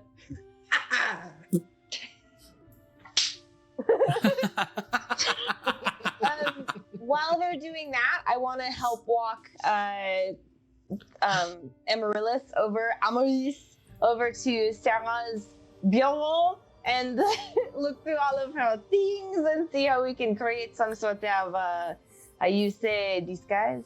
So what's nice in this case, it's not like you're trying to make an outfit you don't have. You have all the clothes of the child Sara Nade. Again, Amaryllis, your bodies are similar enough that you fit pretty well into most of them. You see various states of affairs. She's not yet a woman of the towns, and she doesn't have big extravagant ball gowns or anything like that. But you do see there is kind of like a dress you would imagine was handed down to her by Alyssa, perhaps, because it is a little like a finer make, perhaps like a wedding dress of some kind. It's fancy, but it's not like the elaborate stuff that you would see coming out of Ashbury. And it's long sleeve. Yes. Yes, yeah. Okay. That's kind of, you're like you look down at your purplish red blood skin, and you are quite a striking difference, but you can fit in the clothes. So a little more work might be done to need to cover you up. But yeah, you have access to everything that she owns. Yeah, I'd like to fiddle around for some gloves and stockings and boots to cover up everything else. Awesome. You go about, kind of like checking the various drawers and stuff in the room. There's this kind of like dressing area nearest by. You gotta move the mean lock out of the way so you can look for some stuff. Like, oh, pardon me. But yeah, you find pretty much. Is there anything particularly that you're trying to elicit with this outfit, or are you just trying to look nice and kind of be ready for them to come in? You're just trying to look nice, but also wanting to represent Sarah and like throw together a lovely outfit that will be presentable for and I'm aware of her status, and I just want to look cute and nice, and looking for some nice like day gloves and boots.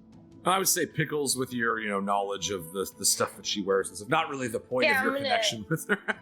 Right. I also Okay, yeah. think too is I would want to get like a hat or something and then have a scarf over it and like tie it Yeah. around the neck so that she's veiled, because then it's just like, and sit her in like a dark corner of the room, like away, and just so that way like her tail's covered and all that kind of stuff, like just situate her. So, like she picked out like the perfect outfit. He's like, c'est magnifique, and then he goes around and like picks all these like tops around and like picks up stuff and ties it around, and it's beautiful.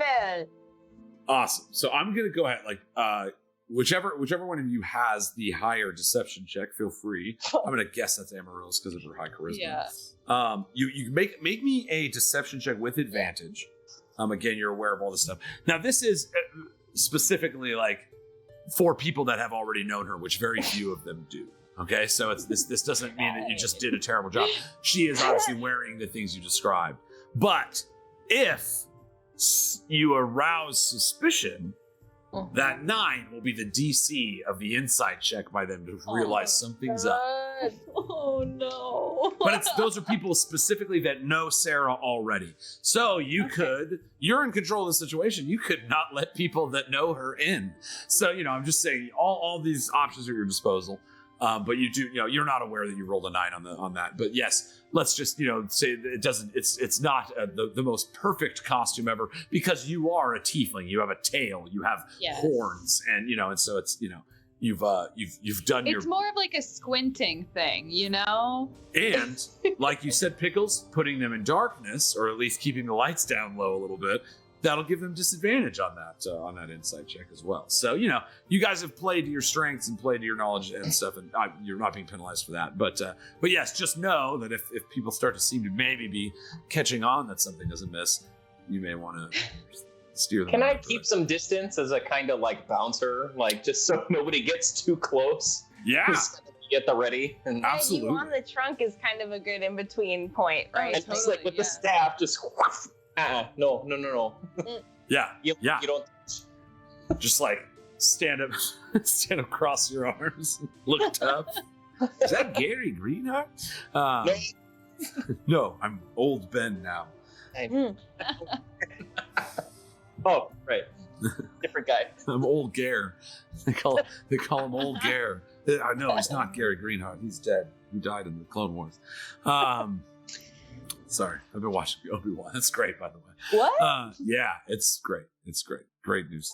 Not that Disney needs my help advertising their show, but Come on, Big Disney. I've Come been on. having a great time with it so far.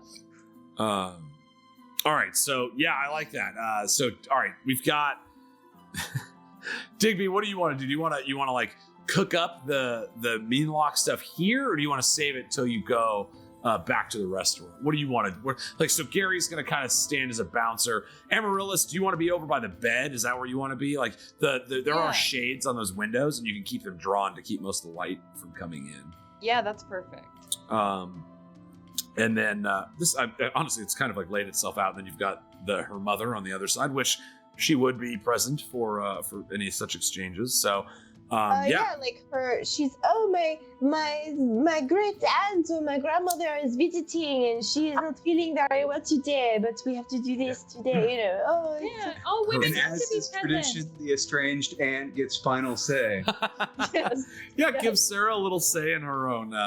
She can hear. Let's just, for the sake of convention, it's like she's not unconscious. She can hear this as well, so that even though yes, again, she's a withered old woman right now, she's not dead, and the outcome of this would have some import to her. So having her in there as well, you can kind of pull the blanket up a little farther and just she's always over there. Don't worry about Agatha. Yeah, she looks like Agatha. She's Agatha now. That's Agatha. All right, so what do you want to do? All right, so we've got Gary. You're going to be kind of. Or do you want to just be on this chest here? Yeah, I'm a little guy, so just to get to eye level, I'm kind of. You hop up on the chest and you look over and you're like still not as tall as Dickens. He bends a little bit, so it's like he can drop down to your eye level. But yeah, when he stands up straight, he's even on top of the chest. He's still taller than you. Dickens. What about the rest of you guys? What do you want to do with Arco? And then do you have any other roles that you want to play, or do you just kind of want to let the suitors start coming in as they would. But yeah, if you guys have any other ideas of what you want to do before we start rolling the guys, then what do you want to do? Well, I just know because we talked about chopping this giant lobster bug. Am I making lobster roll sandwiches? Like, what's going on there, guy? I can make wicked, awesome lobster rolls. Digby's a phenomenal chef. You know, Real tough. he grew up in the greatest restaurant that you've ever heard of. So yeah, that's definitely a strength that you have. Do you want to make some like hors d'oeuvres?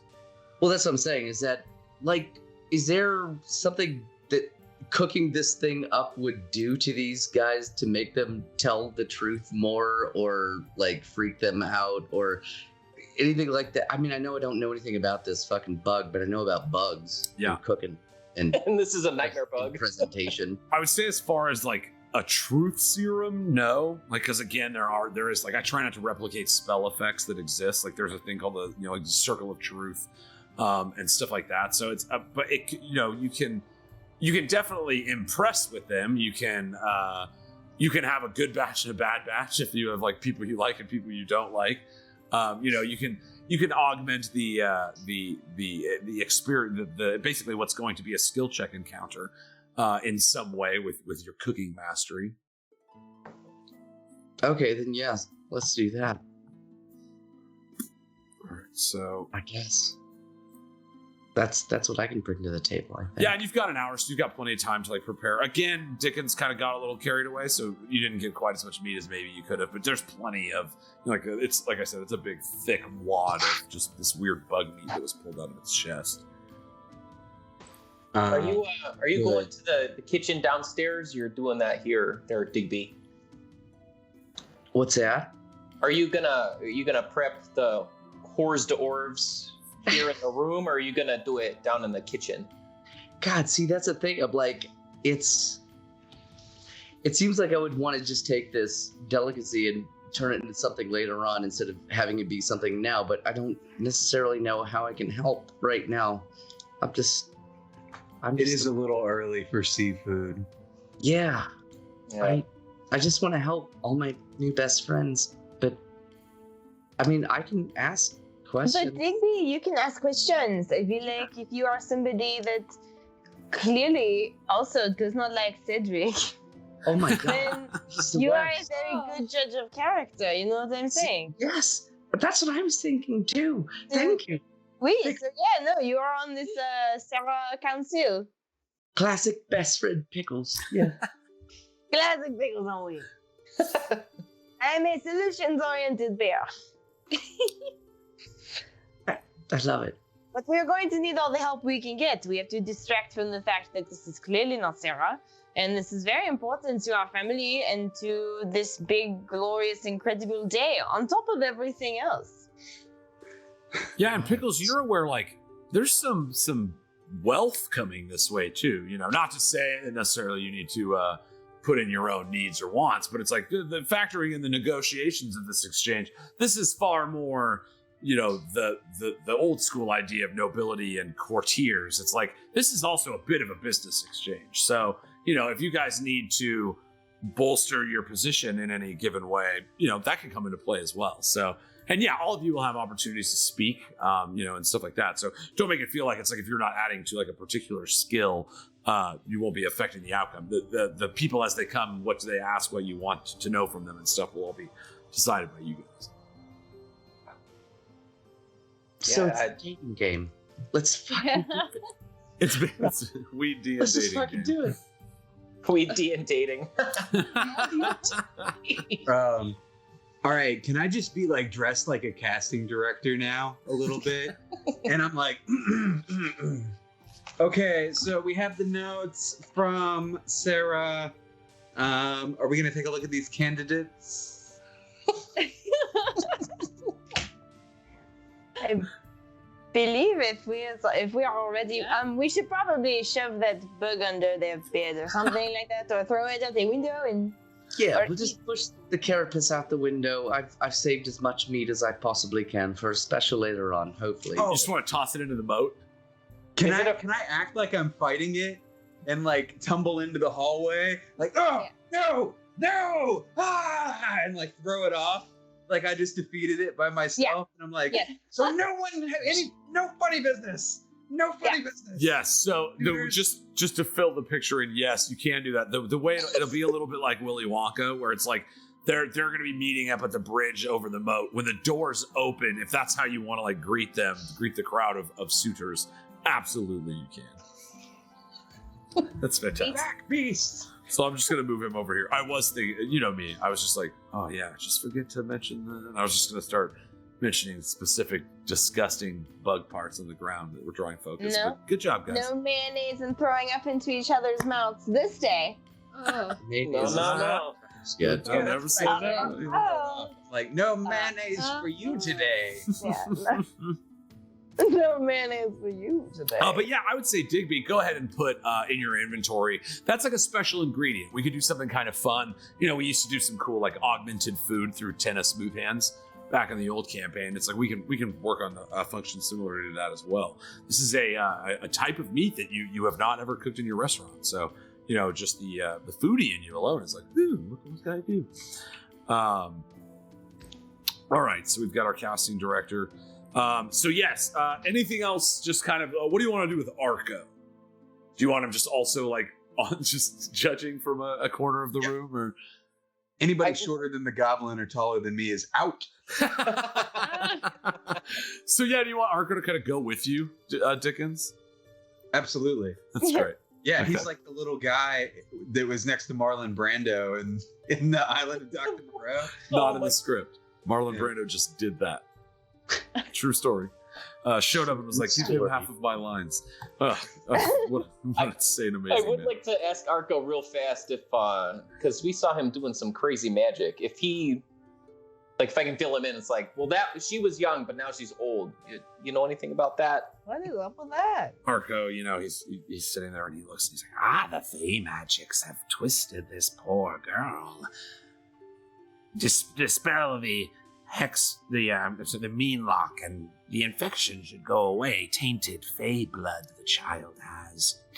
You see his little nose sniffing the air. He kind of looks over. The mother, too. And you hear his little wooden teeth clicking. But yeah, he's not, he's kind of like, hey, just okay, like, in case you didn't know, like, there's some weird Fey blood in them that has reacted with this ritual, and that's what he thinks is going on.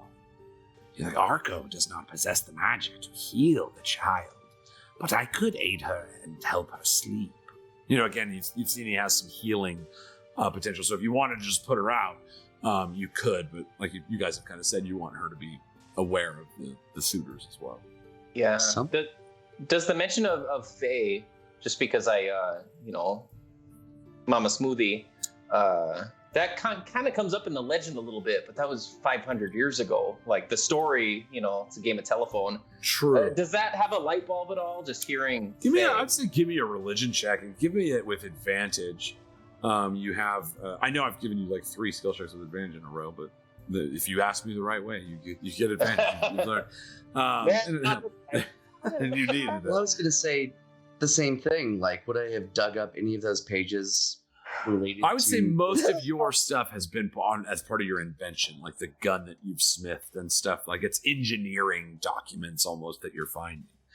Not like just old godlike. Yeah. But I mean, like the story of the 5 would be known in the world, but Sativan's a little bit shielded from all of that stuff because of the gate and just being away from the realm. Now, the god Tennis Smooth Hands, to liken it to a god of today, it's like there's common knowledge of Tennis Smooth Hands. It is known that Tennis Smooth Hands knew and interacted with Queen Mab and led to the birth of Ganjaria.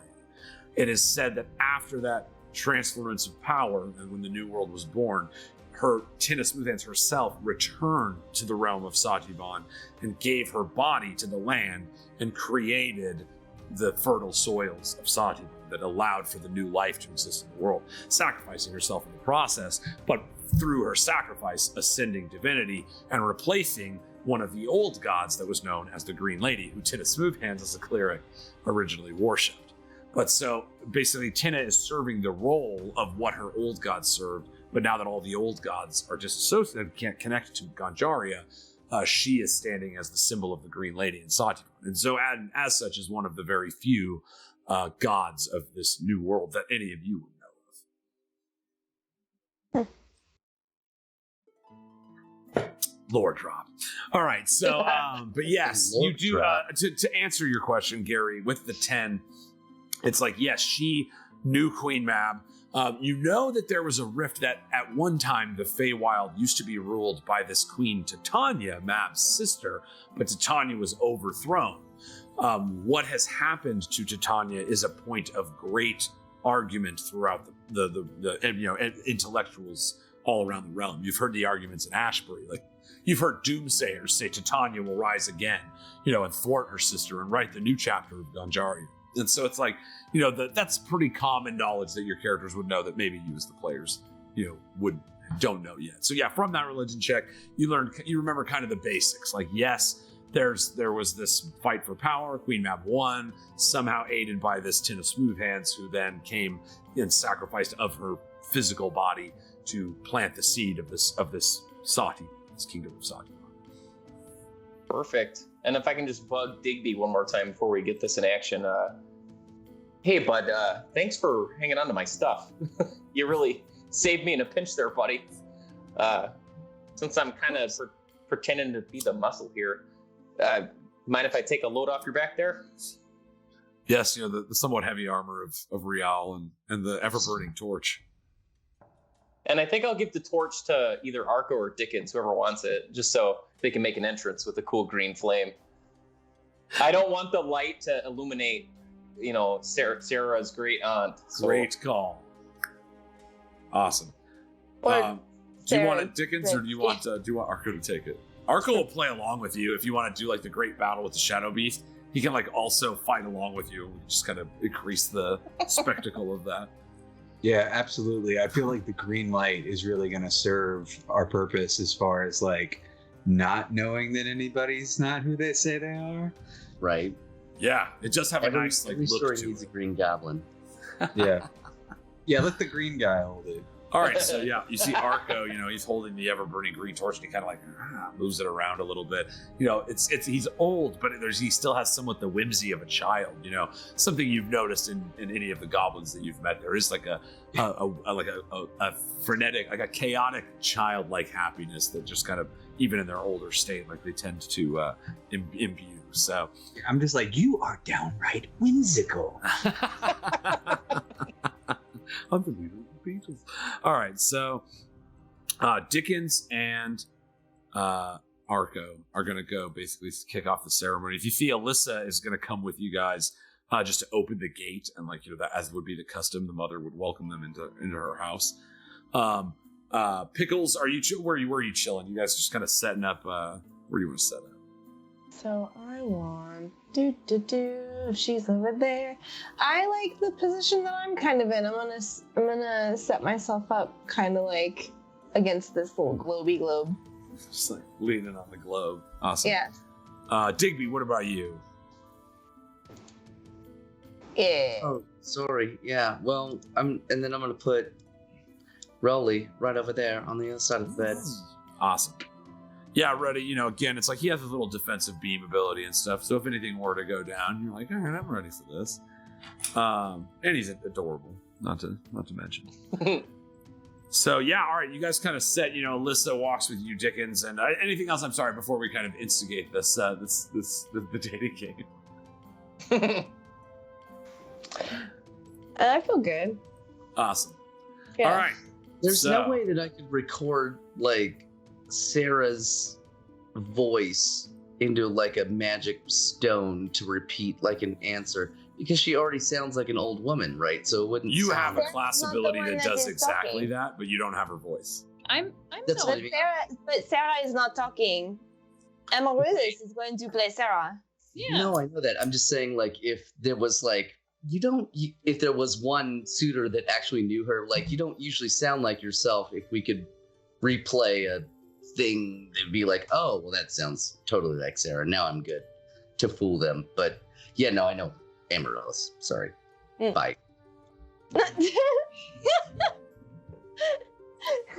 I'm sorry. I thought But you meant- that brings up a good point. Anybody who knows her, not allowed in. Not allowed in. Cedric, not allowed in. Well, obviously, yeah. Oh, well, yeah, that's because I mean, come on. That wasn't even. Well, I figured he'd be there, but I just want to make sure. There will Putting the foot definitely be down. humble patch suitors as well. So that's definitely a great point to make. Is that what you want to do? Like, don't let any of the locals in. We're No going for big locals. fish tonight. yeah, Right, not, you could not, recognize the, money. names. not the locals. Who No, who has seen the lady?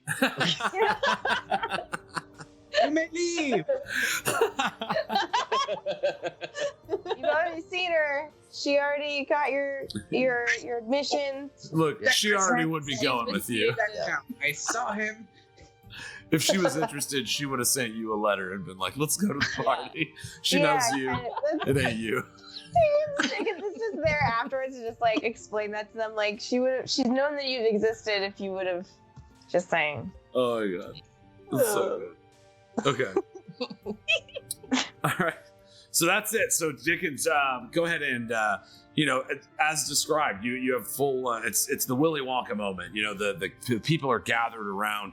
As the transfer of all the time of getting all this set up. We'll say the hours passed, and finally, as you look out the wooden doorway to the moat bridge that leads across that welcomes visitors to Nade Manor, you start seeing the crocks of sunlight in the air. The morning has come, and the worthiest of suitors have. It's like you were like, I was just out here, and you like look out, and there's like 6 carriages, and there's like a small crowd of dudes just like lined up. You see a lot of little bouquets of flowers and stuff. Like some people that you're like, you really have no business being here. That are just like there. They're like, hey, early bird sometimes gets the worm. Maybe if I like accidentally, who knows? Maybe it's like the fairy tales. And so you see like an actual group of like young men gathering up, and some pretty fine carriages. Have started to fill the streets. You know that as the sun is rising now, tons of these like wagons and carriages will be filling the streets as everybody prepares to head off toward the harvest festival and the gate opening ceremony. So yeah, the door, it's at your disposal, Dickens. What do you do?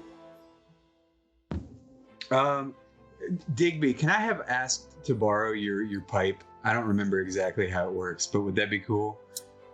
Absolutely, it would. You're my new idol. I want Okay. to worship you. So I go out there and I'm like, first off, the fact that you are here shows initiative, and that should be rewarded. But it might not be for most of you. In fact, all but one of you, it won't be. And that's a harsh fact. We're gonna go ahead and cut the field out a little bit, and I take a big hit from this pipe, right? And I can make it look like a little thing. Yeah. All right, so I make it look like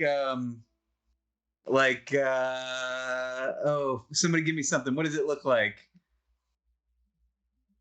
Looks like the mean lock whose corpse you have. All right, yeah. So it looks like like a sexy mean lock, Mm-hmm. right? And I'm like, all right, so I just want it to run off. I'm like, whoever catches it gets to go first. Nice. Now it just moves forward, so you see suddenly like all these eyes like quickly, huh? What? They all look around like confused. They see the corpse of this monster. They're like, do I even want to get killed? Is this the test? Should I? And you see there's like some people that are indecisive, like, surely the first man is the one that's the fool, and but maybe the first man is. And so there's like a great bunch of hesitance. And then you see step forth and start walking forward is like a little rotund halfling man. He's got like a golden chain wrapped around his face. His hair kind of shines in the morning. It's golden hour. His hair kind of shines. It's like golden auburn hair. He seems very wealthy. You can tell by the symbols on him that he is of the path of commerce. And he steps forward and he reaches for the smoke creature in front of you, and he snatches it with his hand, and his hand just passes through the smoke, and he says, "Yes, Gabriel Talafork, at your service." So he bows. He's like, "Path of commerce from the city of Ashbury. The Tallow folks helped build this kingdom. Surely you have heard of me." He dips his hand out to you very classily as his kind of rotund frame. He shifts down. You see a gold feather in his and his little chain just kind of wilts overwards, but he extends a graceful hand to you, Dickens. All right. No, I have not heard of you, but go ahead and roll on inside. You see, he looks around at the other gentlemen. Perhaps you should all end your chances here and go home. The Talloforths, when they set their mind to something, they always see it through. And he, like, with a lot of pride and gravitas, this little 3-foot tall man saunters, across the bridge, and then introduces himself to Alyssa at the doorway. I turn to Arco real quick, and I'm like, the goal is one of each shape of fruit. We need a short, round one. We need a long, skinny one, and a pear-shaped one. And you see Arco's like, of course.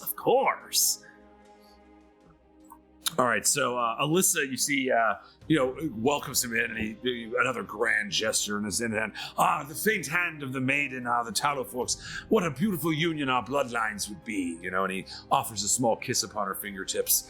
And Alyssa Nade, is like, yes, come this way, please.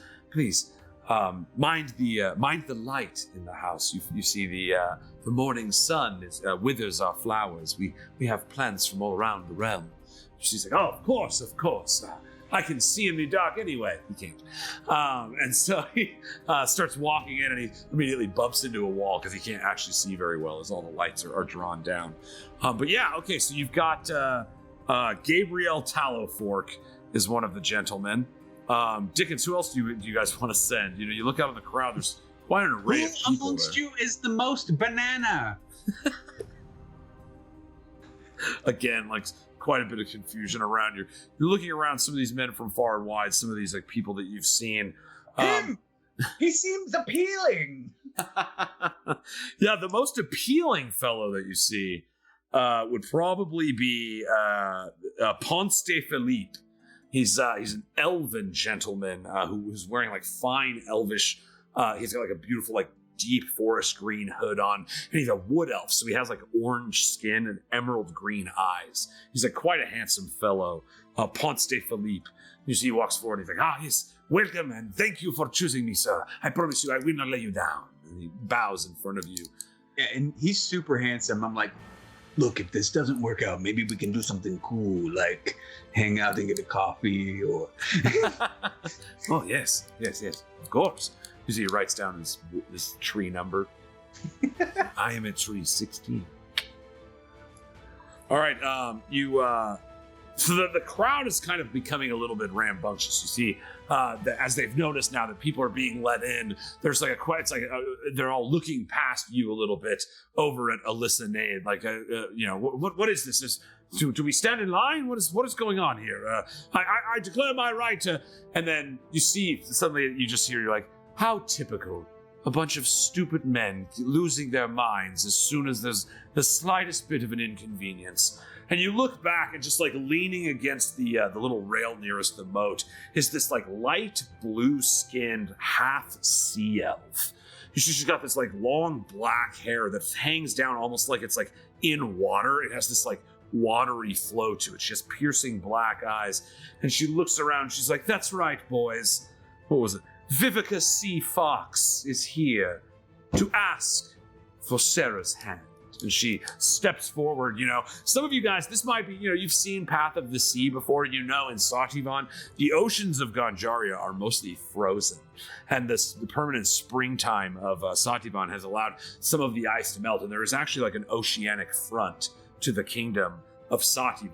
And so the Path of the Sea followers spend their lives entirely in and around the ocean in the city of Hate on the far east side of the kingdom of Sativan. So one of these sea elf women stands for Vivica Sea Fox, steps forward and kind of struts up to you almost with the bravado of a pirate. Most definitely. Look, Sarah loves 4 things, right? She cares about, she wants somebody who's attractive. We got an attractive guy. She wants somebody who can keep up, that she doesn't have to take care of. We got a wealthy guy. She loves confidence. Here we go. Confidence oozing out of this sea fox. And then what was I looked down to Arco. What was the last one? Strength? And I see how like nervous everybody out here is. And I'm like, 4th spot goes to whoever the last one standing is. You see, they instantly, like, the ones that had no business being there are the first ones to be like, this is my chance. You see, like, the guy that has, like, just, like, a couple wilted flowers that he grabbed on his way here, just hoping for a wing and a prayer, just turns around and just, boom, decks the guy next to him. And in, like, a cartoon melee, you know, just, like, you suddenly see this big dust cloud. Dickens, roll me a D6. Sick. You see Okay. fists flying in different colors of different varieties. So let me cross out the ones we already have. All right. Suddenly the pile getting smaller. You see unconscious men of various, you know, falling over into sides. One just runs out of the fight. It's like, oh, father, they're fighting. And he jumps back into the carriage. He's like, oh, and locks the door behind him. And then you see when all the dust clears, standing there is Erden Meyer. You see, he's like, he looks like a wandering priest. He's got like soft robes that hang around him, but he's built like a brick shithouse. Like he's just like jacked, and he's like amber tan skin. Like he spends a lot of time in the sun. And you know, you're like looking at Dickens. You've probably seen a few of these guys before. They're like wandering monk priests of the path of the heart. So they wander around and literally just do good. But they're not particularly wealthy. But it's just like he has like golden eyes. He has like a Tom Berenger bone structure. And it's just like he's just got this kind of like just striking charisma about his very being. You know, it looks like maybe there's a little magic in his blood or something. But he kind of like, as he stands up, you know, pops his shoulder back into place, looks around, and he's like, well, I guess that's me. And he, you know, puts his hand out to you, just his robed hand. He kind of extends it out and reaches it to you. And I'm that meme of that guy reacting in the audience at that award show.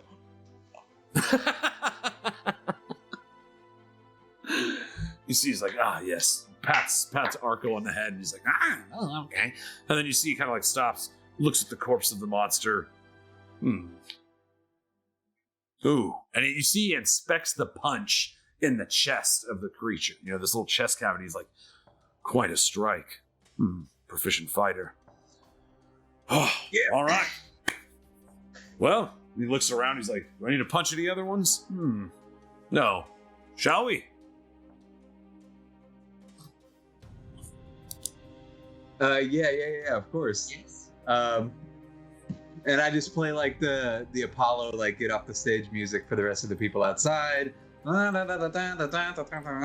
maybe a perception check, Dickens. Perception, eh? Yeah. Sorry, it's taking a second to load How up. dare you?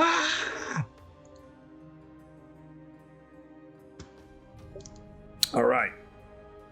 So the first thing that you notice, the easiest, the DC 10 part of this, is that Cedric is not there. You look around and you're like, when you met him in the cave, you mentioned how he was going to use this to get get Sarah's hand perhaps in the cave. You mentioned that Cedric, it did not show. You're like kind of like continuing your look around, and you see a figure, kind of walking away as if when the fight happened, he just left, like didn't even want to be involved. And you see bouncing around at his side a couple little creatures. You see a badgerman, a badgerborn, this like humanoid badger guy. He's got this tan vest and these like long pants with these green spiky boots that he wears on his feet. But you just kind of see him like walking away. You just notice as you're like getting the last of the guys, you look off in the horizon and you see like a couple badgers walking at his feet as he starts walking off over in the direction of the Burrow restaurant. So that you like notice this again, Dickens, you don't know him. You've not met this person. So it is just something you notice. Like when the fight happened, somebody was like, screw this, and bounced. And it looks like they're going off toward the Burrow. But you never also... I know that that's Tank, though, from Digby talking about it. Yeah, Digby did talk about it. So it's like, you could ostensibly think that, it's like... Or it could be any other badgerborn that lives in Humble Patch. So Cedric isn't there. Cedric is not there. Okay. I just yell at Badgerly. I'm like, Jackass says what? You see, he's a little too far away, but it's like you see his tail twitch a little bit, like when a cat just knows something shitty happened. He just stops, and you see, continues walking after pausing for a moment. So yeah, we've got 4 suitors that have come in. Again, you've got Erdenmeyer, the road priest of the heart. You've got Vivica Seafox of the Path of the Sea. You've got what? What? Gabrielle Talafort? Gabrielle, yeah, thank you. Sorry, oh my gosh, my own hand. Yeah. Gabrielle Talafort. Gabrielle. And Ponce de Philippe. And Ponce de Philippe, the Path of the Hunt, elvish noble. All right, so here you go. You see each of them makes their introduction, to the Alyssa Nade. She welcomes them all into the manor and kind of looks to you, Dick, and she's like, are we bringing them all at once or one by one?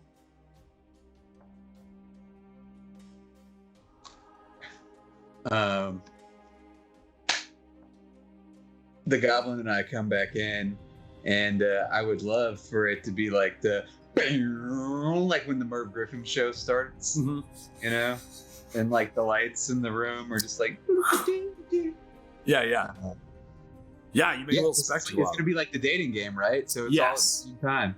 Okay. All right, you notice that, like, as they all start going down the hallway, if you'll recall, Gabriel Talafort lied and said he can see in darkness, so he keeps like bumping into things, but trying to like pull it off. Like he's like, oh yeah, and is working his way down. Ponce de Philippe, wood elf, absolutely can't see in the dark with no problem. Just kind of like throws his little cape behind him. He's very refined, again, quite a looker, but also dexterous and strong. The strength of a hunter. But you see, stepping out before any of them, even the small halfling, I'm sorry, Gabrielle Talafort, my name list. You see that stepping forward and taking the first step, Vivica Seafox. The bravado, she steps back. She's got like a half jacket that's dusted kind of like a dark purple. Her whole vibe is very like deep, dark blues and purples. And she has a sash around her waist, a cutlass kind of slung to her side. Pirate's not really a thing that you guys are super familiar with, but very much the trappings of the Path of the Sea. And steps forward with intense confidence. Alyssa comes back into the room and kind of takes up her post near Sarah, and the pageantry of Dickens and Arco leads the way for our 4 suitors. So, what do you guys do?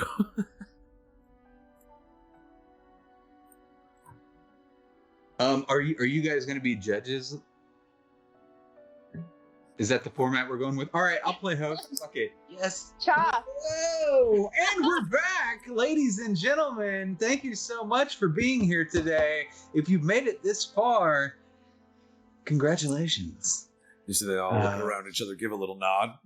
Okay, yeah, they're kind of like feeling your vibe. It's like, yeah, okay. Yeah. All right, as you can see, we've gotten you a variety of suitors. 4, which, as we all know, is a number. And they all have various attributes. And then I was like, we should have gone with one shaped like grapes. I don't know. You said Arco's like, to kick things off, let's have the lucky suitors introduce themselves. You see, for a moment, there's a little hesitation, and they all kind of like try to push through the doors. Only 2 of them can fit at a time. So again, the quick step of Vivica Seafox gets her in first, and then the quick movement of Ponce de Philippe moves in next. And you see the kind of slow and sultry Erdenmeyer moves in behind with the little portly halfling behind him. So as you guys kind of make room for them to come in, you see this block of them comes in, each introducing themselves first. Vivica stands forward proud, dusts her hair back. She says, I'm Vivica Seafox. I offer you a better life than any of these gentlemen can offer you.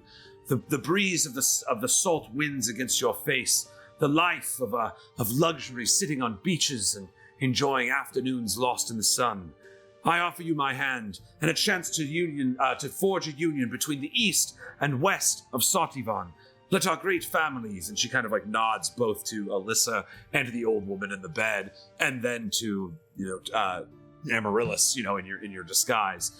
May our great families be forged like the waves of the ocean.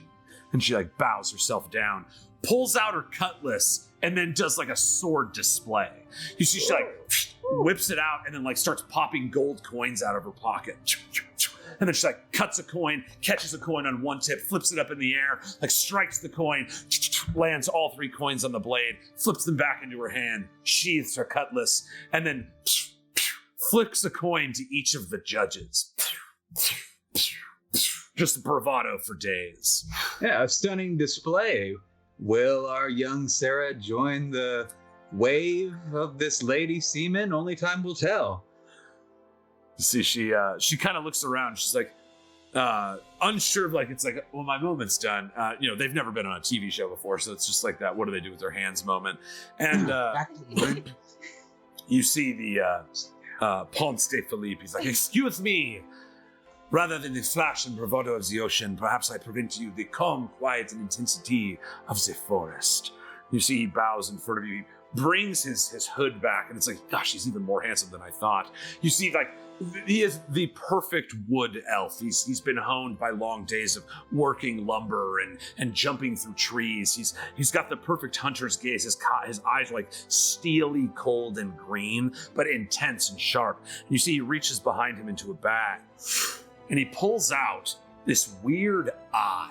It's got this like long eye stalk attached to it, but it's this like decaying eye that seems to be preserved by some kind of magic. He's like, I, de Philippe, am one of the greatest hunters in the land.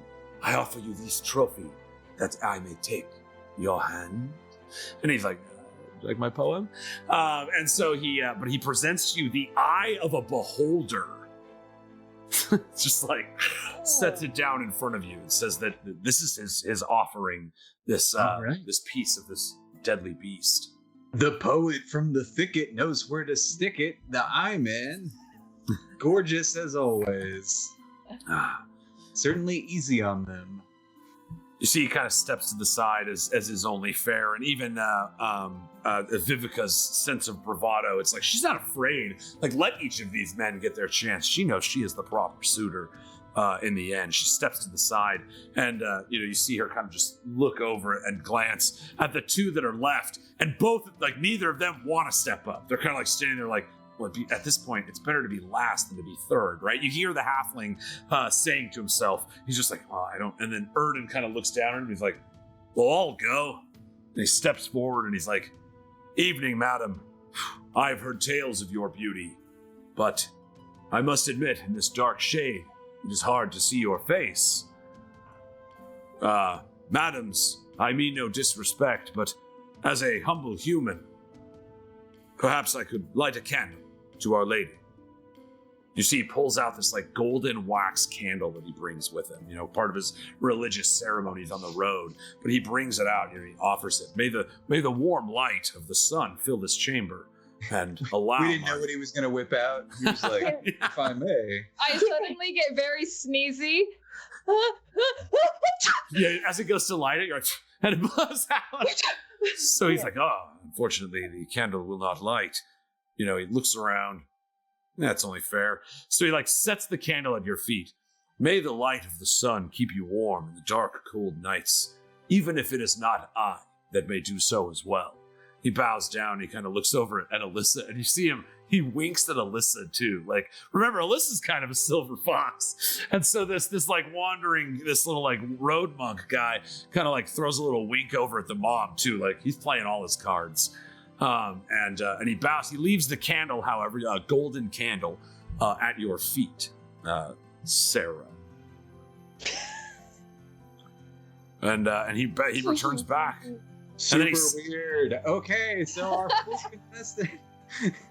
You see, he turns around and Erden Meyer. Who's up next? When Erden gets back, he stands back in front of the other halfling. Like the guy in the hallway. Like, he doesn't go back to his position. He like purposefully turns and stands. And he's like, hey. He's just kind of like taken in the room. It looks like this guy's having the best time. Like he's one of those guys that's just like cool, whatever he does. He's just like, all right, yeah, no, this is good. I like the vibes in this room right now. This is really nice. This is really good. He would probably like try to sell you multi-level marketing stuff if you went to high school with him. So yes, finally you see, as you introduce the fourth, he's like, excuse me, to Gabriel Tallowfork here. You see, like, pulls out a little golden cane. And you see as he walks, like the silks that he wears, he has these like long puffy poet shirt and kind of tight pants, but they're all made of really fine fabrics. And you see the tools of various trades on him. He has like beautiful bracelets, necklaces, his little clipped earrings on, and again the golden chain. You notice as he walks in that in each of the chains of the gold chain around his head is a small diamond. You see the sign of the Path of Commerce on his chest, and you know that this is probably one of the wealthier merchants in Sativan that has come. Tallowfork, Dickens and Gary, the Tallowforks run a lot of the trade in the city of Ashbury. So they are extremely wealthy and spend their money on the great extravagant artisanal works of all these creators and people in the city of Ashbury. So, but yeah, the Tallowforks are definitely like, he's not bullshitting. The Tallowforks did help build this kingdom. Like it was their stores that kind of led to the survival and the thriving of the communities nearby. So he kind of waddles his way past Erden, and he's like, I can guarantee you, my lady, if you attend the festival with me, you shall never work another day in your life, unless that's what you wish to do. I will allow you to live a life of leisure, unburdened by the ring of coin, for the pockets of the Tallowforks are as deep as the mires of Tabul. No one is laughing.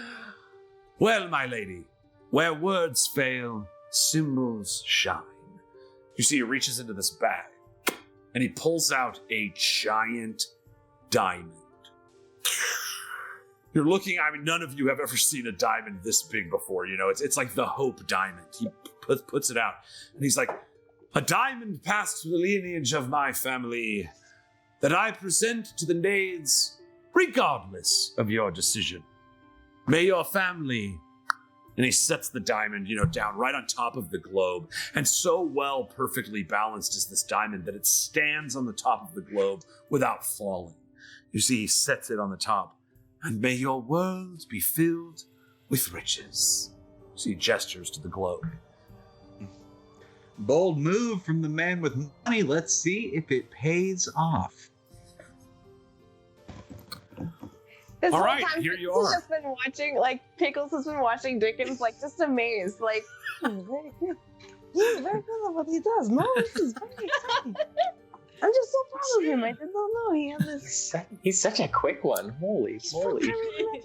He's very charismatic. I'm just very proud of him. I've known him for a long time. He's nice. You guys are too sweet. You were so quick with the puns. Yeah, okay, so we've taken them all in. We are aware of whoever that is. Right off the top. Is there anybody in the room that just gets a bad vibe from somebody? They're all just kind of standing there like listening to you guys talk about him. Gosh, I wanted to, but then they saved themselves somehow. So Vivica doesn't seem nervous at all. All the other ones seem aware of being judged right now. Vivica, standing over near this desk, suddenly see she looks down and she just starts spinning one of her boot daggers on the desk nearby. That's the nuts right there. That's what I'm talking about. There's clearly a standout. Am I the only one who doesn't really have good vision that can clearly see that this is what the fuck is going on right now? Please. Well, yeah, and Pickles kind of does a little half-step skip. Everything he does, it's always little flippies for no reason. Over to Sara, and just kind of leans into her ear. Amaryllis, what do you think of all these people so far? I mean, Erdogan's gotta go. For me, I like Vivica. She seems nice. She seems like she knows what she wants and would be good for Sarah. And then I want to do like backflip, like a backflip away, next to the bed, next to the mom. Alyssa. Yeah, Alyssa, and I just want to be like, Alisa, who do you hate so far? Who doesn't she like? Yeah. Is that what you ask? Okay, yeah. So she That's looks totally around valid. and she looks and she you see with a little distaste, she looks upon the eye of the beholder. She's like, strange, he would bring the eye of the beast, and not the most impressive part, the body, with an eye that takes up, like she hella knows beholders, like a little surprising to you, you know what I mean? Like, she's like, their eyes take up a third of their body with ravenous teeth. Those teeth could be used for all sorts of things. This eye, as it is useless. And then she looks on the diamond, whereas wealth is always powerful. So yeah, she doesn't seem to like Ponce de Philippe. She's like, yeah, if you killed that beholder, then you'd have a beholder, not just an eye. Ponce, definitely. Ponce, you just got burns. Anyway, Yeah. Ponce, I oh, want to ask you a question. May I ask a question, Mr. Host? the lightning round starts whenever the fuck Pickles says. So batter up. Ponce, are all of your greatest achievements based around battles? Bitch. You see, he's like, through the way of the hunt, many creatures have fallen in my hands, and I have given of their blood to restore the world around it. While, yes, I have killed many beasts, I have saved many as well. I find balance to be the most important thing in this world. I do not offer you the thrills of this halfling man, nor the bravado of the ocean maiden. And he doesn't even reflect on Erden. He's like, but what I offer you is balance, and a life of happiness connected to the gifts of the old gods. Oh, so you were like, are you say fundamentalist is a little bit Correct. excellent. If you're a hunter, are you? Is it the type of trade where you would know Alonzo Quimfellow? I have crossed paths with Alonzo Quinfellow many times. I have shared hunt with her and Iman both. Why do you ask? Just curious, getting a temperature check on the company you keep. Yes, I know the Quinfellows well. While I'm not as ardent in my beliefs about our former god Corlon, I am familiar with their work, and it is good to see the elven traditions being preserved as much as they can be. Excellent. Cool. Hey, human, how do you expect to be a good partner for her what if there's some happenstance that, like, you would die way sooner? Well, if I get killed, it's meant to be. You see, little guy, I believe in wandering the roads, letting the seas and the winds of change, the trees and the forests test my merit, and bringing a smile everywhere I go. I offer you a world of travel. I can promise you not the future of these men or the balance, but a life full of adventure. Maybe a little bit of risk, sure. But I gotta say, if they take me out, maybe they've earned it. He kind of cracks his knuckles.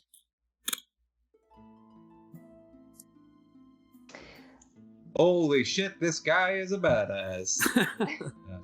Pickles, now that you are now focused with your own chi, you sense ki inside of this man. He is, he shares, it's like you can't help but be like, man, I'm sparring that guy, bro. You know what I mean? Like he's got he's got the spirit of the monk within him. Something that you would connect to that maybe nobody else would notice. Interestat. But he is very broke. He has no money. That is the thing. I also do not appreciate, like, what? If you're somebody that does not want to be attached, then what are you doing here?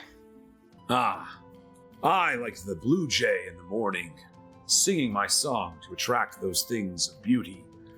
I have heard the child Sara Nade is the most fairest maiden in the land, and I thought we'd make a good couple. Just gotta look This guy's out. Yeah, you can go. Thank you. Don't call you, don't call us. That is I fine. like him. Like Brandon likes this guy. if the that's DM so gets a vote. Hit you where the devil's No, you guys are all like, get out. He's like, well, all right. I tried my best. That's really all you can do, right, guys? He slaps the two gentlemen on the back. He's like, good luck, boys. If I were you, I wouldn't let that lady win. And she's like spinning the dagger on the desk nearby. And he's like, but anyway. I was sure that you'd be me and you'd be hosting the TV show. I'd be walking out of here all embarrassed. Right you are. Well, I hope everybody has a great day today. The opening day. It'll be a fine festival. You see he walks out, and there's just like a glow of sunny happiness within this guy that no matter how much you hate him, the DM put there and you can't extinguish. He just keeps on walking about his awesome day, and Erdenmeyer keeps on going on down that lonely road. Man, I really liked him. And then I was like, too. Until he said that. And I was like, no. Why? It is definitely not the vibe. It's not the vibe. he's a supervillain named Red Flag. His power is putting up red flags. All right, so Fox, what benefits you the most other than just the combining possibility of our cities coming together? What benefits you the most out of taking Sarah's hand? For me? She looks around, she's like, frankly put, I look for the finest of things. My ship is made of the finest wood. The jewelry we craft on the beaches, from the finest pearls of the ocean, selected, not sculpted from the seas, but forged by it. I look for my equal, someone to forge me as the waves do the beach. I have heard the rumors of Sarah's beauty, but if her mother's visage is anything to reflect upon it, then it'd be well worth my time, wouldn't you say? She like starts fingering the dagger through her fingers, and then puts it away, back into her boot. Yeah, we all know there's smoke shows. Like, we get it. All of you have said, we all know there are smoke shows. She's a smoke show. Look at her on the corner over there. She's a smoke show. Yes. And then they're on the bed. Smoke show. Hey, what are you bringing to the table, sir? Madam. Gentle. I have a boat. I don't. I can show you the seas. I can smell on all of your skins. You have not yet sailed the ocean. It leaves a taste of salt that you can... She kind of licks her lips a little bit while looking over at you, that you can taste on the skin. Those marked by the salt are forever changed. I wish to offer this to you. Ride at my side, at the fore of my ship. We shall chart new territories, lead new adventures together. And we have a little money. She kind of laughs, and flaps her jacket a little bit. If you won't be well taken forward, taken care of.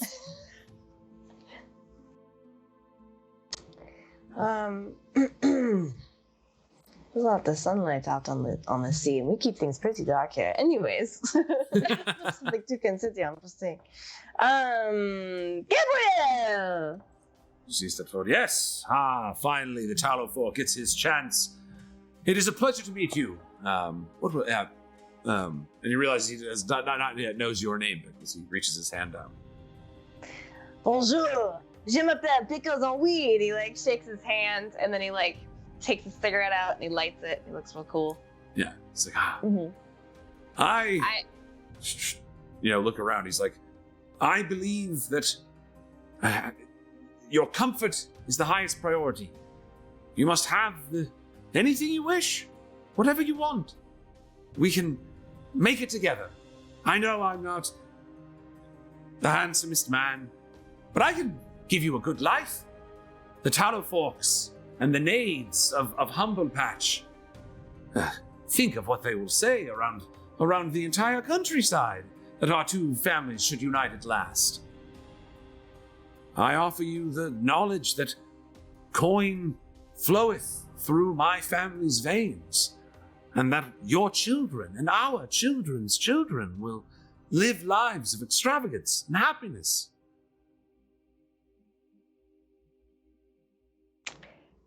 Pickles has this moment where when he hears about children, he's like, oh yeah, like there could be kids after this, but do I want those long blackout periods again in between? It's very weird, and I don't want to miss out on my friends. So I'm just like, he has that moment where Pickles like freezes because he's like, children, children, children, children's children, children, and Pickles is just like frozen for a moment. Just the cigarette smoke, just like. It's just yeah. Yes, children, right? Well, maybe we should ask Sarah what she thinks about children. Sarah? Oh yeah. I mean, little ones eventually, but not too fast, of course. Settling in. Oh, right, of course, no. At your leisure, surely you are almost of age now, though, and your spring season is in what would be this is in sun right now. But of course, the tallow forks, and I find family and lineage to be a key to keeping the hold of the history that our two great families have had. Although I would admit a little of my own ignorance in the longer legacy of the Nade family. Like, they're well known in Sativan, but it's like there's not that deep roots where the tallow forks can go back to, there was a tallow fork at the city that, grew around the site of Tina's sacrifice. It's like they're well rooted in the history of Sativan. I'd like to lean in and remind everyone that he said you get to keep the diamond one way or the other. Yes, I'm just wondering, sir, why that kind of spectacle for no reason? Like, why? It seems forced to me. Am I the only one who's... Yeah, you want kids? There are plenty of kids down at I dropped there for a second. Like, there are plenty of kids down at the Glorphinage that don't give a shit what their lineage is. They just want to hear it. Sorry. Okay. So you see, he's like, yes, the tallow forks have... We send food to the orphanage, and many orphanages in the area. Money is so often seen to be a bad thing. I don't have the strength and courage of this man, the bravado and experience of this woman, but what I have is the real world, tangible truths. I can keep children from being hungry. I can help build city walls that keep beasts out. That is the kind of man that I am. And you see him kind of stand up for himself amidst this kind of barrage. Not necessarily against him, you know what I mean? But it's like he stands up for what he believes in the path of commerce. It is through commerce that all roads become possible. The roads themselves, like, we pay to pave the roads. And, it's this, coin does make its way into the veins of reality, whether we wish to admit it or not.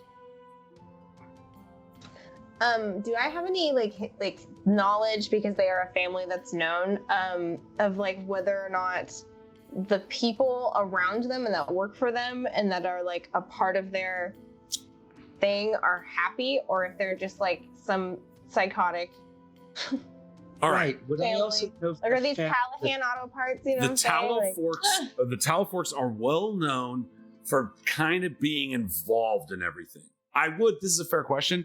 Gary, you have heard rumors that well, how did they get that much wealth? But would that be true of all wealthy families? Gary, you've never seen any evidence of it. And it would absolutely be hearsay, which is to be determined how your character would relate to that is fine.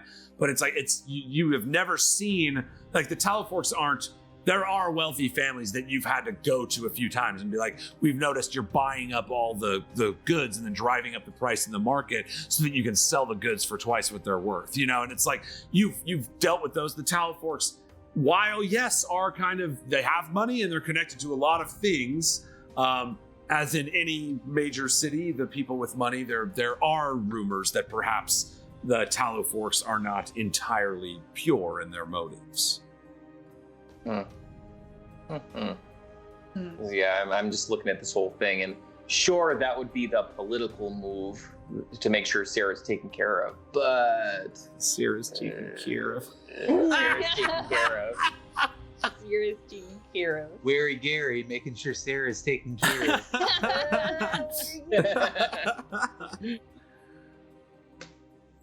All right, so you see, I mean, at this point, the three of they've presented their case. Surely, you know, any other additional questions you wish to ask, you're aware. But at this point, you know, I would say the three suitors have made their pitch. You know, the Ponce de Philippe offers a balanced life, following the path of the hunt in forests, and you know, a lineage of a powerful bloodline as well. Vivica Seafox. The path of the ocean, you know, a chance for adventure or a leisurely life at the seaside on the beach, you know, whichever would be preferred. But yes, the you know, vivacious young Vivica Seafox, making her intentions pretty clear as well. And then you've got the Gabriel Talafork, you know, kind of putting it out there that, you know, if stability and political strength is what you're looking for out of this union, he offers that in a way none of these other gentlemen can. But he admits to not being the striking, you know, people that stand around him. There is a reality to the life that he is offering as well, that he's aware of himself. So, you know, that's kind of the offer of these three suitors that now stand before you, kind of awaiting, you know, this decision from you guys. What do you want to do? Can we huddle up? Absolutely. Yeah. So I like gesture everybody over to Sarah, so we kind of huddle like in a way so that the bed's kind of right near us too, like it's like long Yes. ways. Yeah, totally. Arca's Yeah. there. Because he's gonna be there. Because he's gonna be there, okay? His decision matters. All right, so what are you all thinking? You see Roy Polly goes, and just like makes a little robot sound. Oh, Thank you. I haven't figured that out yet. Sorry. Arca goes, I believe the one in the middle looks the most delicious. That, Okay, duly noted. That is acceptable. Thanks, Arco. Yeah, I'm like, Grandma, you're the one that's got to live with him. Yeah, we'll see. Does Sarah have any? Does Sarah in the bed yeah. seem Yeah. to react to anything? You see Where we at with Sarah. that? Sarah is like taking this all in, and she looks at you, Pickles, and then she turns toward her mother, and she's like, I do not know if my form shall ever be returned. The child that I am would wish to run free with that beautiful woman. The woman that I am now. Perhaps the last act I could do for my family would be to secure its protection, that it stays ongoing. If I could even bear fruit. You know, she kind of looks at you guys like, they think that it's, you know, this young girl over here. The reality is, if you can't undo this thing to Sarah, she's an old woman and may not be able to offer procreation to this this halfling. You know, as his side of the arrangement has entailed. But she looks to her mother and she says, Mother, you have led me this far. We have put our trust in Pickles and his friends. What would you have us do? Alyssa kind of looks over and she's like, A mother only wants her daughter's happiness. She looks at all of you and she says, I believe between us all we have everything that we need to ensure the happiness of my sweet, sweet Sara. So let us all give our thoughts and the decision be made, with no due weight on any one vote. What say you? Am I crazy, or should we just tell him and see what happens? Let's just do that. Great. Oh, actually, that would be a really good way to weed out stuff. You know, you cannot hide who you are forever. Exactly. It isn't very good practice, because if you lie, then you start everything off in a lie, and that is not a good thing that we should be doing for her. You You're guys, I feel like I have learned a new thing today. Hey, she's an old lady now, and we need help. Yes. Yes, scares these you off. are actually people. You are right. These are people from all over the world. Maybe they know things. Ooh, great point. Okay. Let's just pull down the veil. Let's just Yeah. All right. So put all the Pickles, cards on yeah, the table. Pickles is gonna turn around and So you go, six okay, I for- need to level with you guys right now. They all look intently at you after this huddle, like what's going to go on. You see, again, Vivica's kind of like leaned herself on the desk and is just kind of like waiting for your response. Now, all of you are incredible candidates, and the situation as it stands right now is a little different. There's been a little change, like a wee bit of a peep of a change to the condition, just a little peep of a change. Yeah, we can barely handle it. It is. It's a something has happened to Sara. A curse or a spell or something, and the reason we are all here in this room today is because it just so happens to happen on this day. So it's a real coincidence, and also kind of awesome that you are all here, because maybe you can help us lift this curse on Sara. And if you are confused, maybe also this is the last test of this dating game. I Is am if you vibing off this confusion. can, Yes. if you can Happy fix Flag this, Day. maybe. And a happy Flag Day to you all. So Pickles is like, All As right. you were talking, I slowly started to undo the scarf and Mhm. You see that the three of them, as this kind of like unfolds before, it's like it's still kind of dark. But at this point, you have the half elf. They can see, you guys. The halfling himself is still kind of like looking. It's still kind of dark in the room. So you see that the two elven eyes kind of shift to the darkness and see as you guys see reveal Sara, and that the real Sara, the Amaryllis, was in disguise. Mhm. Yeah. You see, as Amaryllis, you remove the disguise, and Sara sits up in bed, to show herself. She's like, I apologize for having fooled you. As you can see, dark magics have wrapped my body. She kind of moves forward into, what little light there is in the room. You see, Gabriel Talbot kind of like looks, and he's like, what is this? What? Some kind of trick. Perhaps you have beleaguered to trap me in some kind of strange... What's going on here? And you see he kind of starts backpedaling a little bit toward the door. Good. Yeah, you are right. That is the problem. What the fuck is going on here? We do not know what is happening, and we That's what cards on the table means. Yeah, Right. that's the We point. tricked you. yeah. This is the trick. You are living it. It happened, but now we are being tricked in a way with this magic that we know nothing about. If anyone knows anything about aging spells, that would be really fucking incredible right now. And then he just lights a cigarette angrily and like, Starts pacing around. yeah. You hear Vivica kind of stands up and flaps her jacket. And she steps forward. She's like, sorry again, boys. It would seem you're both out of your element here. She kind of like puts her foot up on the globe and looks at Sarah. Got a bit of the hag blood in you, do you? Yes, there are withered women with sagging skin and white hairs in the seas outside of the city of hate. Sea hags. Wandering spirits from the old world. Used to serve Queen Mab. Some served Titania, but all of them lost. I know where they are. I just kind of looks around. May own a couple of them.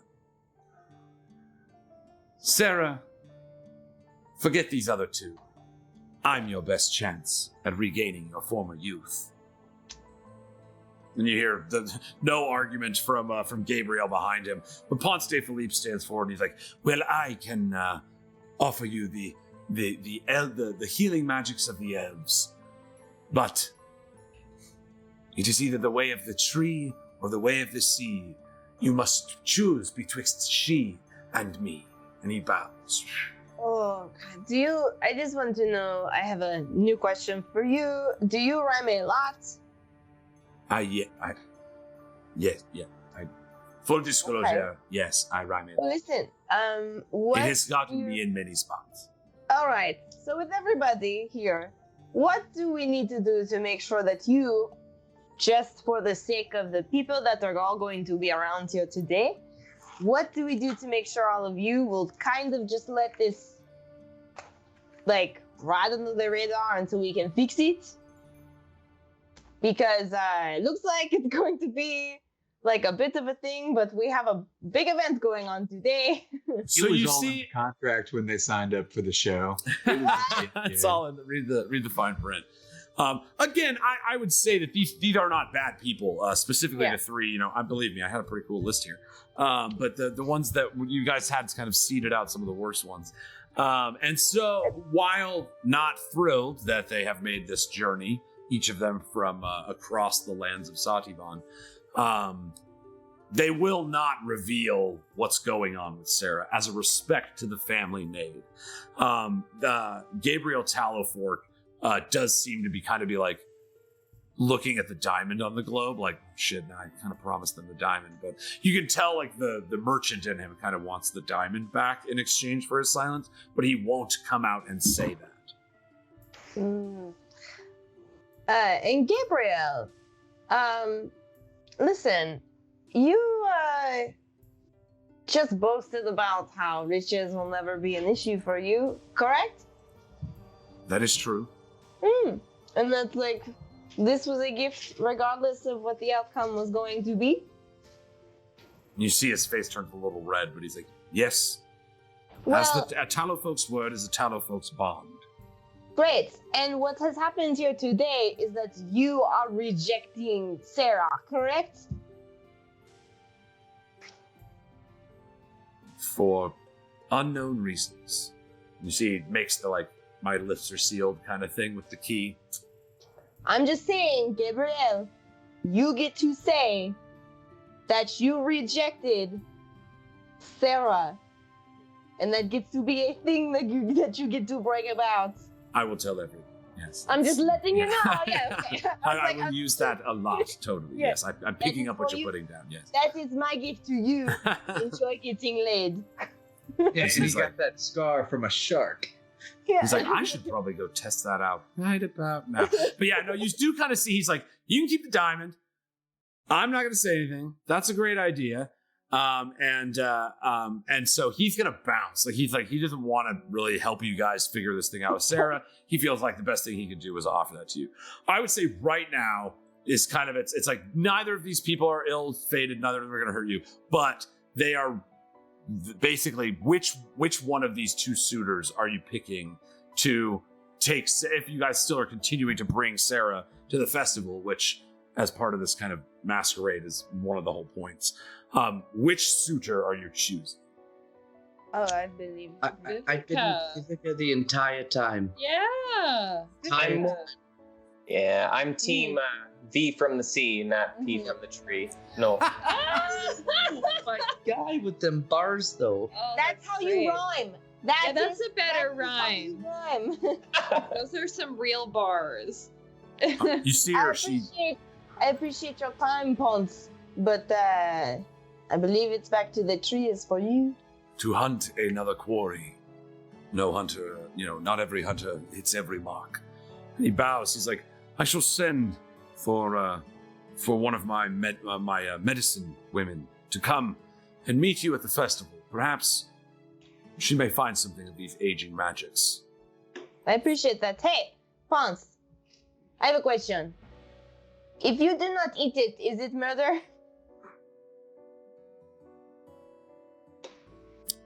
Yeah. Ah. Like, right? Yeah, I knew that. Okay. Thank Yeah. you. Just needed to make sure. All right. Well, it was a pleasure, an honor. I shall see you at the festival, I am sure. Thank you for your time. And goes out. You see Vivica C. Fox just like steps over the globe, walks right between you, Gary, like not concerned with you stopping her on her path. Keeps walking all the way up, walks right up to the elderly Sara Nade, and just plants one right on her. Hell yeah. Looks her in the eyes and she says, "Can you taste that? That is the salt of the sea." That's where we're going to pick it up next time, guys. Oh, I'm gonna start writing my fan fiction. Oh shit, are we all in love with Vivica C. Fox now? Uh-oh. We Batman and Robin did. Okay, guys. Holy shit. Thank you guys so much. Oh, dude, I say it all the time, but I fucking mean it. Playing D&D with you guys is fucking the best thing ever, man. Seriously. You are the absolute fucking best. Huge thanks one more time to our man Skimmer. All these freaking great, awesome things. I got all kinds of cool little widgets. I'm going to flip one. Here we go. Is it a shit crit or a hell yeah? It's a shit crit. I say we go out with one of those. In order to just, guys, again, we're dark next week for the show itself. There will be something going on. Definitely come and hang out with us. We do this every Tuesday at 8 p.m. Pacific. It is the fucking best part of my week. I love playing D&D with these guys, and we're all over on all kinds of socials. Come hang out, share your art with us. Thanks to Skimmer for your art. Thanks to Lord of Lost Time for the recaps. Thanks to Sean and Vlad and Steph and just all the people that give so much to this thing. We fucking love you guys. I'm gonna say we smoked that shit crit on our way out, but in order to do that, we got us a little ritual we like to do around here. Maybe you heard about it, maybe you haven't, but we like to take a lighter like this electric green one. I kept it through the whole show. The WeeDnD one that Abby's got. Make sure we're not going to light any of our friends, family, or household pets on fire and go. Lighters up. Ooh, thanks for playing D&D with us, guys. A little Weed&d and dating game D. So yeah, we've got oh man, this is ooh, a little hot half sea. I mean, she's too cool. She's cooler than I am. It's weird playing a character that you know is way cooler than you.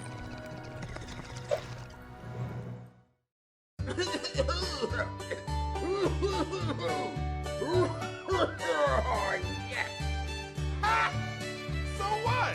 You can't touch me, 'cause I'm from the internet.